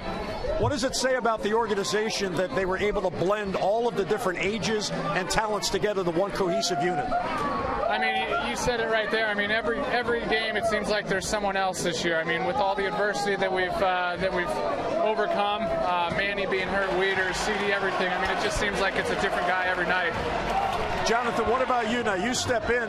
You probably had no idea you were going to play as much as you did, but you earned the job. Buck kept running you out there. You rely on him and go, what it took. For playing against JJ, it's honor for me. I learn a lot, And if you play with good guys, you get better. If you play with good guys, you get better. That's how I get better each day. Have a chance to talk with JJ every day, and this guy get me better. Well, congratulations, guys, on the championship. Just the first step. Go enjoy it. Thank you. Thank you. JJ Hardy and Jonathan Scope. Tom, let's get back to you. All right, Jim. Some of the players have come onto the field right now to salute the fans. There's a lot of throwing champagne out there on the field. It's a nice thing to see for the players to come back out. Oh, it really is. It just gives them a chance to, come back out in front of the fans that have all waited around to see, just get a little glimpse of what's going on and how happy these guys are. Tremendous. Well, how about the energy level in this ballpark? Oh, I know it. I almost thought that you were waving the white towel today. No, you look back at the old days at Memorial Stadium, and it was just a madhouse when we won there at the same time. Let's go back downstairs to the Orioles clubhouse. More from Jim. All right, Tom, thanks so much. Here is Alejandro Diaza, who has turned into Babe Diaza. What an impact you've made. I mean, last week you're playing out the season, or last month, and now here you are going to the playoffs. What's it like? It's a great feeling, and I can't describe the excitement right now. I'm so excited that I can't describe that now. Could you ever have imagined coming in and having the impact that you've had so quickly? Well, I didn't know, but I didn't never think about it. But in baseball, thinking turn around like that. You know what I mean? So I thank God that I'm here and helping the team win the game, and we ain't stopping here. What does it say about the Orioles? They were already a first-place team. They acquired you right before postseason eligibility because they felt you were a piece that would help them. Well, like I told you, I thank God first and thank this team to get me, and I'm here. And I'm just here to help the team win. All right, so you have the big triple to drive in 3 and break the game open, and against the left-hander, you really hung in there well. Well, I was just trying to put the ball in play, because I know if I put the ball in play, something was going to happen, and thank God the big hit came. All right, Alejandro, congratulations. Go celebrate. Thank you. All right, back upstairs to you, Tom. All right, Jim. Diaz, by the way, the Orioles are 11-1 the games that he's played in. He's got 3 triples so far in 12 games. Absolutely amazing as we look at Adam Jones with an Orioles flag there, Jim. Adam Jones started the whole thing together here with the Orioles. I mean, to start the whole roll. Well, he did. And, the other guy that I was kind of watching out on the field, Nick Markakis, this is his 9th year. Didn't get to play in the postseason because of the broken hand. So now all of a sudden I almost thought maybe I saw a little bit of tearing up, and why not? I mean, it's all right, I think, to have a few tears on this one. It's been so long. I mean, Rick even talked about it a few moments ago. Well, they're tears of happiness. Right, exactly. Yeah. But, I mean, look, not to put myself personally into this thing, but when I was 18 years old, you won the first championship in '66. It's been a long time from the first one to right now. I mean, it's just an incredible period of time now for Orioles fans. Well, the great thing about it, Tim, we're looking at a very young ball club, just a perfect blend of veteran guys, but overall a pretty young ball club that can come in here and repeat doing what they're doing. They've got a couple of steps to go really before they get to the final championship in a World Series situation. But you have to be very happy and very proud. And look what's happening. Here's Adam Jones. What an incredible season he has had. He's taken a good season to another level. Now I can definitely put him up there in Hall of Fame category right here. Now the way that he has played this entire season, if this continues with him, we're going to look at another couple more championships because of him. Well, you always talk about your core players, guys that you could count on. And, you look at, 33 home runs, 32 home runs, 25 home runs, 25 home runs, 25 home runs this year. And the other thing is you got to have a leader. When I first got here, we had Brooks, and Brooks was the nicest guy in the world. But when Frank Robinson came over, he made a difference because he set the tone the way you play the game. And Adam Jones, when Buck Showalter came out here, he proved to Buck that I'm going to play the game the right way. Run out every ball, come out for batting practice, don't be late, and everybody follows, and you need those kind of people. Speaking of Buck Showalter, you just saw on the screen a second ago. I mean, it was interesting to me that he stayed in the dugout and let the players have their celebration. Well, I'm going to go back to 1987. I did the World Series, the Twins against the Cardinals. And the Twins had a great year at home. They won in 7 games. Tom Kelly, who was the manager, stayed in the dugout. The next year I said, why'd you stay in the dugout? He said, I wanted to see my players enjoy the fruits of their labor. What happened this year? Like, what did Buck say this morning? He ties Billy Martin for all-time wins. Passed him tonight. Right. What did he say? Learn from Billy. You're as good as your players. And these players, you coach them up, you let them go play, you give them the direction, and that's pretty much what this year's been about. But you talked about it and you touched on it. Let's not forget the coaches. Let's not go back to Dan Dudette. I told him at the Fan Fest, I said the most well-rested GM hadn't done anything. All of a sudden, they go out and get CRUZ. They get a Menace. That kind of backfired. But all the acquisitions to fruition you're seeing right now by winning this division. There's so much work, really, that goes on behind the scenes that you never see in the wintertime, trying to find the kind of players, not just good players, but the kind of players that will come here and put the puzzle together. All the pieces that Dan Duquette and all of our scouting department and all the people that have worked in the minor leagues and ones overseeing just everybody that has had some part and some hand in this, bringing the players here and bringing the right kind of people to this organization that can adjust to whatever we're trying to create here at the major league level. And they certainly have done it. It's just been a total amazement. There's not one player on this team or that has been with this team all season long that hasn't contributed to a victory or victories or a lot of victories over the course of this season. It has been incredible, tireless workers that have really gone the extra mile to give what they can to this organization. And today is a great day to show all of your thanks to those kind of people that have done what they've done. I think one of the most amazing things about this season, on the June the 6th, they're 6.5 games back. They're now 13.5 up. That's 20 games that they went from 6.5 back to 13.5 up. In a short period of time, they were a game over 500. Now they're 31 over 500. Well, offensively, very consistent all year long. They lead the world in home runs like they did last year. But the difference, the pitching staff, unbelievable. The starters have allowed them to get to the bullpen. There is nobody better in baseball managing a bullpen than Buck Showalter. So he's been able to do it mainly because the starters have stepped up. He had 6 to choose from. And how did he get some of those guys? You know, you went to Japan and got Chen. You went to Mexico to get Gonzalez. And those guys, I tell you what, Davey Wallace and Dom Chidi, marvelous job with the pitching staff this year. No doubt about that. We talked about that on a pregame show about how Buck said that he knew they could take care of the pitchers when they came into spring training. He said he just had confidence in both Wallace and Chidi. Well, when he was going through the process of deciding who he wanted to be as a pitching coach, he called me one day and he said, I'm listening to this guy, but the one guy that wowed me, the one guy that is better than anybody was Dave Wallace. And then you get Dom Chidi. What is Dom Chidi? Used to be a former Oriole. Understands the Oriole way. No, it's incredible. When I heard that Dave Wallace was in the mix to be the pitching coach right here, I couldn't wait to get on the phone and talk to Dan Duquette and at least give him my opinion about what kind of respect and what impact he had on the Dodgers when I was a coach and a manager in that organization, and what kind of an effect he had on the Atlanta Braves being head of the minor league pitching. We knew he was coming, from an organization that was one of the best in all of the National League, the Atlanta Braves. And then to come here and bring, everything that he had brought to this ball club and help them to understand how important it was about a lot of things you talk about, Jim. Fastball command. That's one thing I'll never forget you saying to me, Rick, when I get behind in the count, I want you to sit an inch off the outside corner and call the fastball. And it was unbeatable. And that's what they brought to this organization, that kind of attitude. When you look at the fans being related to here by the players, this is really a nice sight to see as you see Angela Showalter there. I mean, it's just a nice, not only atmosphere because they won, but the players are really relating well to come out here and make sure the fans see them. Well, they have, and they've really communicated well with the fans, and that's something that we had back in our day, at Memorial Stadium, is that we connected so well with them, and now these players have had an opportunity to connect with a new breed of fan here in Baltimore, here at Camden Yard.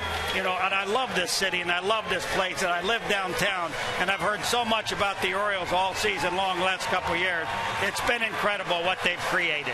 Let's go downstairs. Jim Hunters with Dan Duquette. Jim? All right, Tom, thanks so much. Here's the architect. All the moves, all the transactions, all the what-if guys that became important guys. What is this moment like for you? Well, it means they all did their job, right? They did great work, and they were able to fit in on the ball club that we had to win the Eastern Championship. But these guys know we have more work to do, and we're looking forward to doing that work. You never know how it's all going to gel, but how do you go out and do so well at the parts you pick? You go out and get Diaza. He's a different player here. Well, Diaz is a good ball player, and for some reason he didn't show it this year in Chicago, but he's showing it here, and he had a great year last year. We needed another left-handed hitter to give us some more depth. You saw that he can play the outfield, he can steal a base, and of course he can hit, and we're the beneficiary of that tonight. You always talk about, and Buck always talks about, this is an organization of opportunity, and just look behind the plate what happened this year. I mean, Caleb Joseph, good spring but didn't make the club. You have to go out and trade for Nick Hundley, and the duo together, they become an outstanding duo. Well, those guys did a great job, and it's hard to transition. During the season, they did it, and when they did it, the team was winning. And that's really the trick, right? And they got the most out of the pitchers, and that's why we're where we're at. Those guys did a great job leading the team from behind the plate. You can't teach resiliency, but somehow whoever puts on an Oriole uniform figures out how to be resilient. Well, I think that has a lot to do with the leadership that Buck lends to the team and the ownership of the Angelos family. They've given us all the resources, and they've supported us every step of the way, which we really appreciate, we're grateful for, and we're glad to take the next step in the division playoffs and hopefully the LCS and the World Series. All right, you got 11 games left. Are any of those what-if guys going to show up? Well, you never know. We have a lot of good players here, and they're all doing their job right now. Dan, congratulations on a great year. It's been a long time in the coming, going back to really the offseason, but you deserve it. Congratulations. Yeah, thank you very much. All right, that's Dan Duquette. Tom, back up to you. All right, Jim. When you look back at Diaza, again, 3 triples, 2 homers, and 9 RBIs in 12 games. Kelly Johnson's got an RBI double to win a game the other night against New York. Paredes hits a home run. He's got 2. These players were just with the Orioles for 3 weeks. Diaza, Kelly Johnson, Johnson and Paredes. I mean, everybody he brings in, they work. Well, you're always trying to get better, Tom. And, again, you have to have – if people are telling Dan Duquette, you have scouts, you have people not only about their playing ability, what kind of guys they are. One thing you mentioned, Nelson Cruz.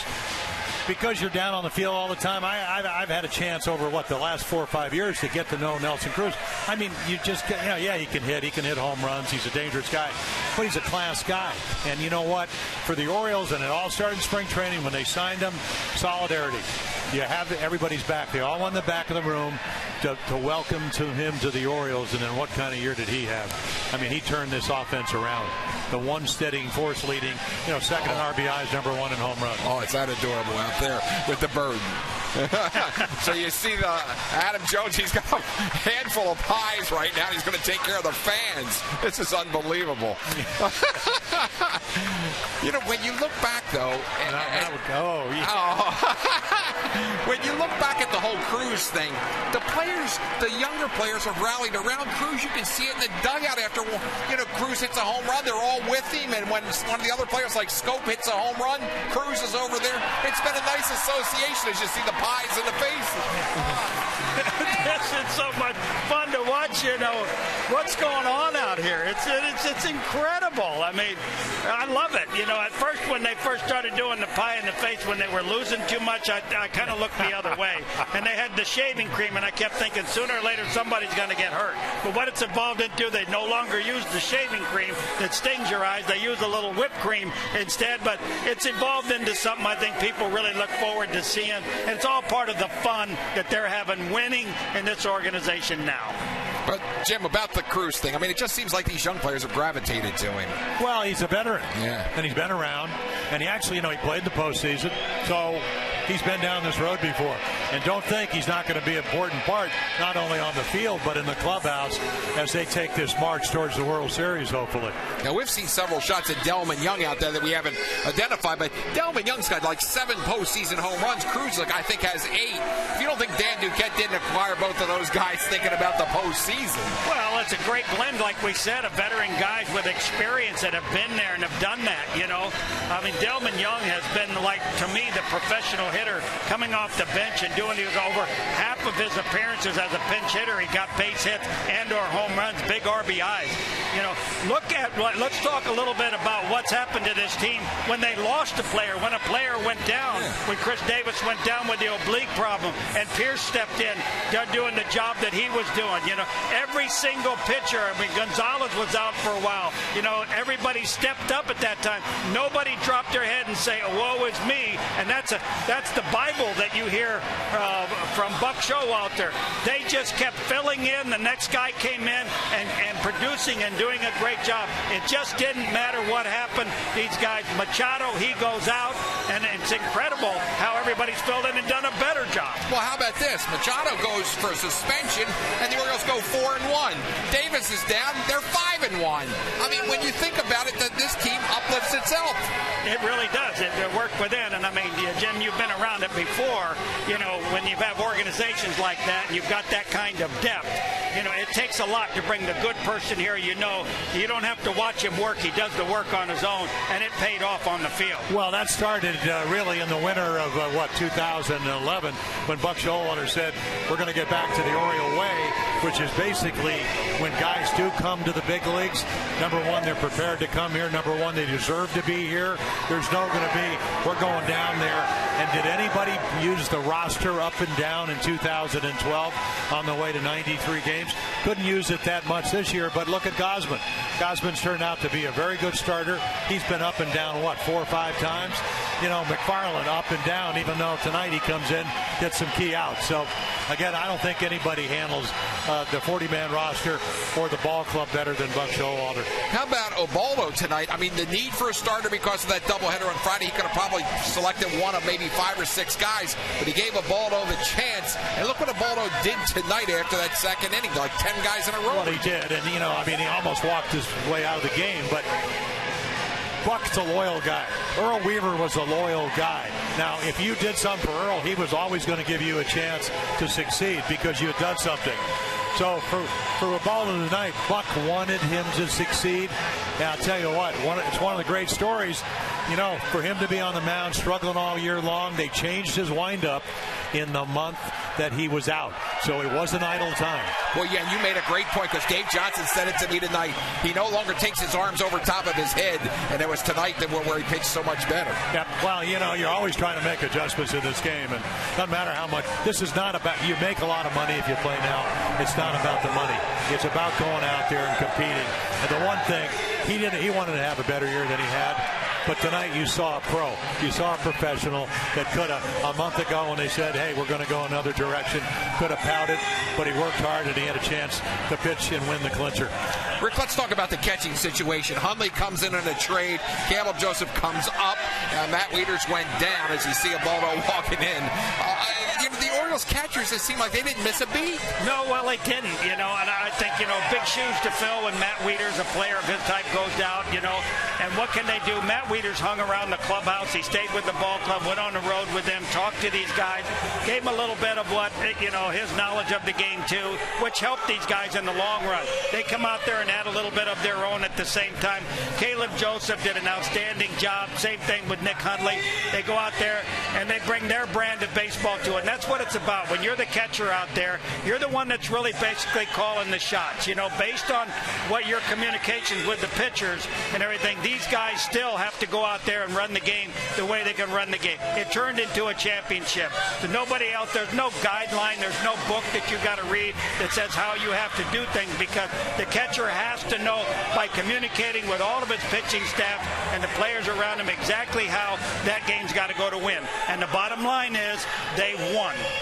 And you can't take that away from them. They've done an incredibly good job with the ball. Have you ever seen a young catcher? You know, Caleb was a guy that was labeled, not a very defensive guy. We obviously know, I mean, again, talking about coaching, John Russell, bench coach, former catcher, said, hey, if you're going to catch on this organization, you got to learn to catch. Have you ever seen a young catcher come up and make the kind of change that he's been able to get to the level he's been that quickly? It's been incredible. It's been good because, you know, yeah, I saw the things, you know, the first time I saw him catch, I thought he was pretty good. Then I heard the scouting reports that said he's not all that good. And all of a sudden, you know, he spent a lot of time persevering in the minor leagues. He gets his shot up here and he brings a different brand, a little bit of energy to this ball club, you know, and he's not perfect back there. He's got a long way to go and a lot of things to learn. But right now, the bottom line is this club and this pitching staff has gotten better with both of those catchers. Caleb Joseph, at the same time, they should be very proud of themselves, what they've given to this organization and how this whole team has responded to them. Jim, does it take a long time for a pitcher to adjust to a new catcher? Well, I think, again, a lot of times is your preparation. You know, obviously, it's, you know, anytime you put down a sign, it's a suggestion. So I think, again, your pre-game, when you got Dave Wallace, you got Dom Chidi, when you're going about how do we want to do that. And the other thing, and Rick touched about it, if you can command your fastball, the Orioles have done a much better job of doing that, whether it's Chen, whether it's Gausman, whether it's Gonzalez, whether it's Tillman. What happens is it makes it a lot easier to pitch and catch, because you have an area where you can go if you get into trouble. So the basic premise of how the Orioles have pitched in 2014, it's gotten back more to where you want to go. The way they do it in Atlanta, the way we used to do it when we had the 420 game winners, guys that pitched a lot of innings, pitched a lot of complete games. So, you know, again, this is not something that happened by accident. Let's talk about Nick Markakis for a second. I mean, he had like 3 operations over a 9-month period. One of the hit leaders for the team, made a leadoff batter the midway through 12. Wasn't much of a leadoff hitter last year. He was dropped down a little bit in the lineup at all. Buck's been using him as a leadoff batter. What has Markakis meant to this club healthy this season? Well, I think he's been a great example to every player that's come to this organization. He's the one that's been here the longest of all of them. And his work ethic, and I think the way he just goes about his job. Is he the best player in all of baseball? No. He's the most consistent I've seen, especially playing right field out here. You know what you're going to get out of him. And he doesn't say too much, but when he does talk, they listen to him. And I think if you just watch him and the example he gives every day, goes out there, gives you 110%. The way he plays the outfield, unbelievable. He should have been a Golden Glove more years than he has been. And I think everybody kind of fed off of him. The more outgoing person is certainly Adam Jones. He's a little more outspoken. That's just the difference of personalities, you know. And what the team responds to sometimes is that guy who's outspoken. But don't discard or discredit Nick Markakis. He's been unbelievably consistent. These sabermetric people, they tell him that he doesn't have much range. What ball has Markakis not caught in 9 years that he got to? Well, let's go back to revisit last night. Yeah. Chen gives up a run. They got 3 hits. He strikes out 2 guys. They get another run. The inning goes on, but Markakis comes in. And I'll tell you what, he's won a Gold Glove, as Rick said. To me, this is his best defensive year of his career. What is this? Unbelievable. Jim Hunter's trying to get Buck Showalter to come over to the microphone, so we're standing by on that in just a second. So we might make an abrupt halt here and get down to the film. Let's go downstairs now. Jim Hunter with the Bird. Oh, Buck, you're with us? He's with the Bird. Hey, Buck. Same guy. Buck, it's Tom and Rick and Jim Palmer up here in the booth. Hey, guys, y'all dry up there. Jimmy, come on down, man. He doesn't want to get his hair messed up. Jimmy, get out of the shower looking like that. Buck, tell me one thing. You let the players have their thing outside there on the field. I noticed you stayed in the dugout. How important was that to you to let the players have their moment? Well, yeah, it's their moment. It's the fans' moment. I want them to share it with the city and the fans. And how about the crowds we've had on Monday and Tuesday night here? It's just, you know, I love getting things that other people may not get. If you don't get the city of Baltimore what they think of the Orioles, I mean, that's that guy sitting next to Jim Palmer, who helped, you know, make them proud. And that's all it's about, you know, our ownership, everybody. It's been, but it's a step, guys. It's a step. It's a very mature group. They know they got something they want to accomplish. We need to win 11 more games. And that's what they've all been talking about as they come by me. You know, Buck, the work ethic has been there from day one of spring training. You've got to be awfully proud of the way your coaching staff has responded all season long and what you've gotten out of these players. It's been incredible. Everyone that's come here has responded to you, the coaches, and everybody in this organization. Rick, I appreciate that. But it's about timing. I mean, this place was ready to pop. Now, I think the biggest accomplishment was keeping you from getting in a fight last night. If you don't think Rick's got passion for the Orioles, we had to almost keep him off the field. He was down here ready to rock and roll. That's the truth. And I was right behind him because that's the guy I want in front of me or behind me. So, you didn't think I'd give that up, did you, Tim? No, but it's special. The only person mad out here is Nicole, our groundskeeper. She's not too happy right now. You got Adam Jones behind you, Buck. Look out for a pie, maybe. That's okay. You know what? Soda bomb. I want him to save the pie for the 7th game of the World Series. Somebody's making a lot of money off those pies, huh? Is he next here? Take him. Good. That's even better. That's a segue to Adam Jones. Here you go. Adam. Always like Adam's got to put the headsets on here. I think I'm cooler than Buck. Hey, Adam, you've had a night to remember. It's Tom Davis, Rick Dempsey, and Jim Palmer. But what you did with the fans there, it was just a wonderful viewing of everything there with the pies to the fans and everything. It was terrific. I don't know how many people have been here since 1969, but they haven't celebrated at home since 1969. It's been like I said, it's been a long run as here as an Oriole.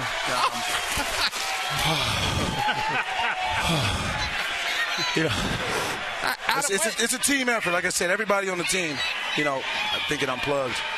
Adam, when this season started, there we go. It's a team effort, man. There's no one person that's done it. It's been when the season started, were you real confident this club would be a solid contender? I had no doubt in my mind that we were going to come out here and compete on a daily basis. That's all I could have guaranteed is that we're going to come out here and compete. I can't say that we're going to do this or do that. That's not up to me. But I know one thing that we do every day, and that's come out here and compete no matter what.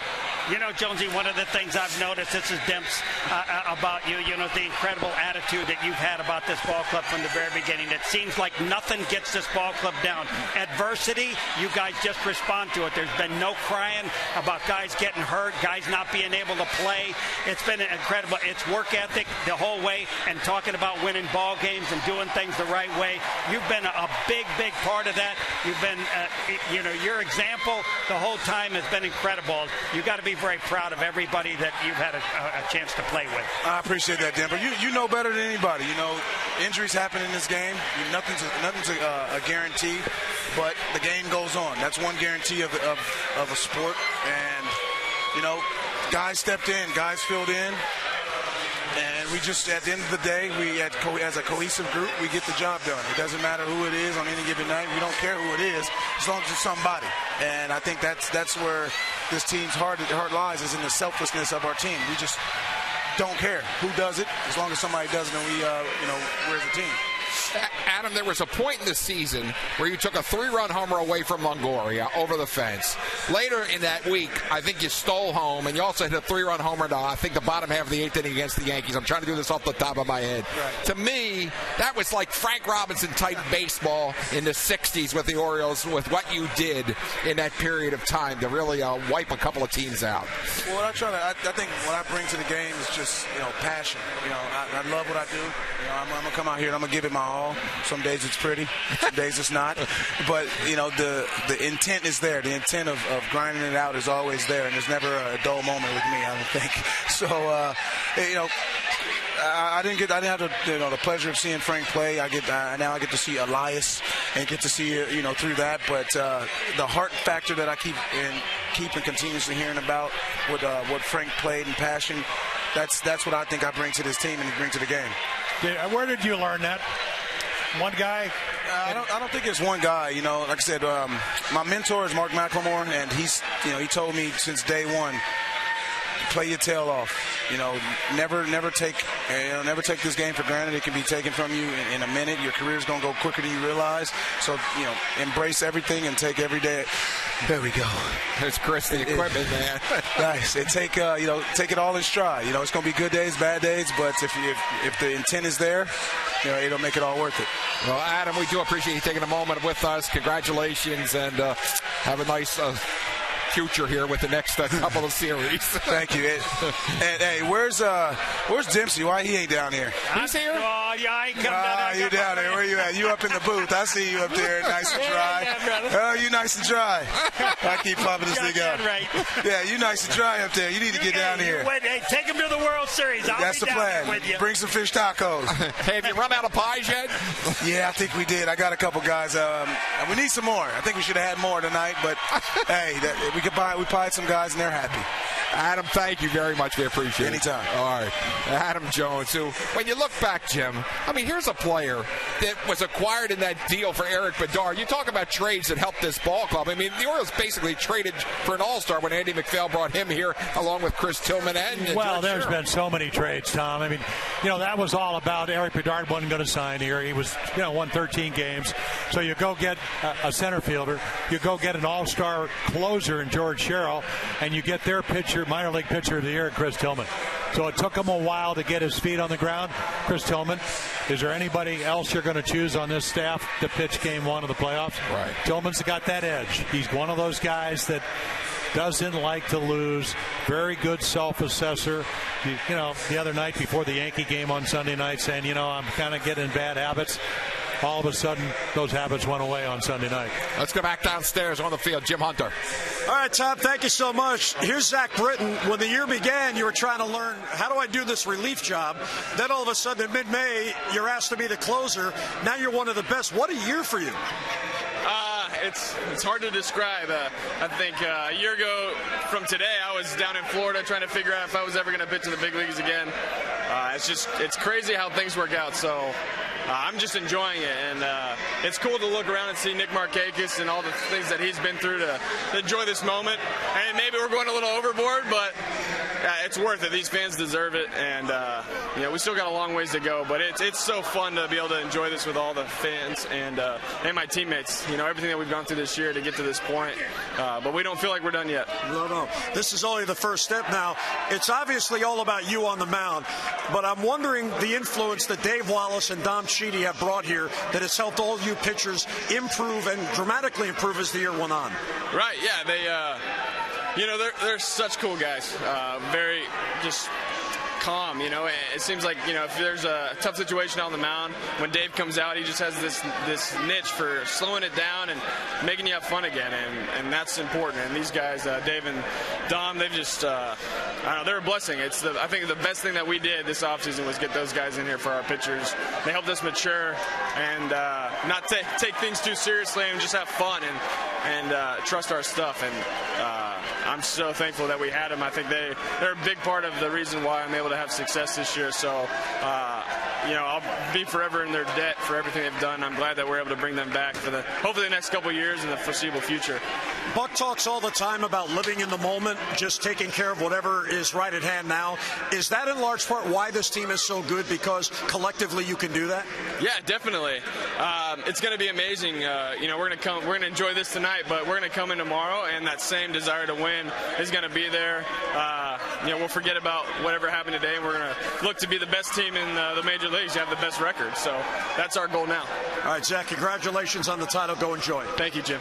All right, Zach Britton, Tom, he certainly deserves it. What a year. Hey, go in the bullpen, young man, and now you're the closer. Back to you. And 35 saves, Jim, for the season for Zach Britton. And Buck just sort of gradually made that change. It wasn't any big pronouncement or anything. It was just a move that he had to make, and he made it. Well, you're looking at Tommy Hunter. He was the closer beginning of the year because of the trade of Jim Johnson for Jamal Weeks. But at the end of the day, you know, he closed the games. He wasn't doing it with clean innings. They went in another direction. To his credit, he's been one of the best guys. I mean, he had, 17 games without any walks, 12 shutout appearances. He's now working on 10. So he's assumed it. And then Dom Sheedy went up to Zach Britton in spring training, and very simply, the pitching coach said, hey, what do you do best? He said, I throw sinkers. He said, don't think about it. Get the ball to sink. Don't worry about mechanics. And all of a sudden, after a winter of hard work to build up his arm, you got a guy that once won 11 games as a starter, being as good as any closer in baseball. Rick, how were you impressed with Zach Britton for the 35 saves? Well, when I saw him as a starting pitcher in 11-11 on a team that was like 30 games under 500, and I knew the guy had some talent. He totally lost his confidence, and I think about the game, Jim, where he was back against the New York Yankees in New York, gave up 9 runs in the first inning of the ball game, and just totally deleted him of any kind of confidence he was ever going to have. He went home, he went back to the minor leagues, he just could not put it back together again. He got healthy a little bit, comes to spring training, at least with a chance to make the ball club, even if it was going to be out of the bullpen. He was willing to give it his all. All of a sudden now, one of the best closers in the game. He is a success story, and there is so many of them on this ball club right now. All right, let's go back downstairs on the field. Jim Hunter.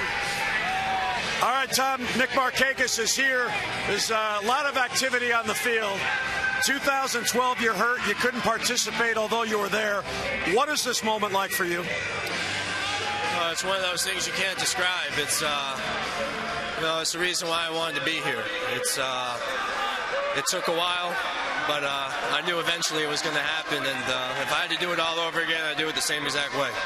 Why does this team play so well together and collectively well as Wei and Shen gives you a bath? That's cold. We battle. We've had injuries throughout the whole year, and we overcome them. Dan and Buck have done a great job of bringing guys in here and plugging them in. And through the course of a season, you want to keep everybody on the field, but it's something hard to do. And we just had guys step up all year long, and I'm just enjoying the moment right now. It's a great feeling, and it's everything I hope for. It's certainly all about the baseball on the field, but you mentioned all the adversity this team has had to overcome. Is this as mentally strong a group as you've been around? Regardless of what happens, you don't let it bother you. You just go out, and if a guy gets hurt, somebody else comes in, let's go. Yeah, that's what you got to do through the course of a season, and it's a long, grueling season, especially when you're at this point in the season, and you just got to do what you got to do to get it, keep your head above water, and that's kind of seems what we've been doing all season, and I couldn't have asked to do it with a better group of guys than we got now, and I'm just enjoying the moment, and step one's out of the way, and we got a couple more steps to go to where we want to get. All right, you're the longest tenured Oriole. Now you have a chance. Buck reminded everybody today, getting into the playoffs is just the first step. So what will the next several weeks mean for you, being how long you've been around here and how long it's taken you to get to this? we just got to go out and finish up the season. We got 2 weeks left to play the season, and we got to focus and keep our focus, and go out there and keep playing games, and keep battling, and that's what we've done all year, and that's what we're going to do throughout the rest of the season. Well, I know everybody in Baltimore feels especially good for you. Congratulations, and go enjoy it. Thank you, Jim. All right, that's Nick Markakis, as he is definitely the guy that's going to enjoy this the most. So we want to thank you for being with us here on our extended game coverage as the Orioles celebrate the AL East Championship. We have so much more coming up on O's Extra following a break. So for Jim Palmer, Jim Hunter, don't forget to join us tomorrow. It's the finale of the 3-game series against Toronto as the Orioles will close it out. The 2014 American League East champions, their first championship since 1997. Tom and Rick are coming back. A full O's Extra coming up. A lot more to come about your champion Baltimore Orioles. Stay with us right here on Masson.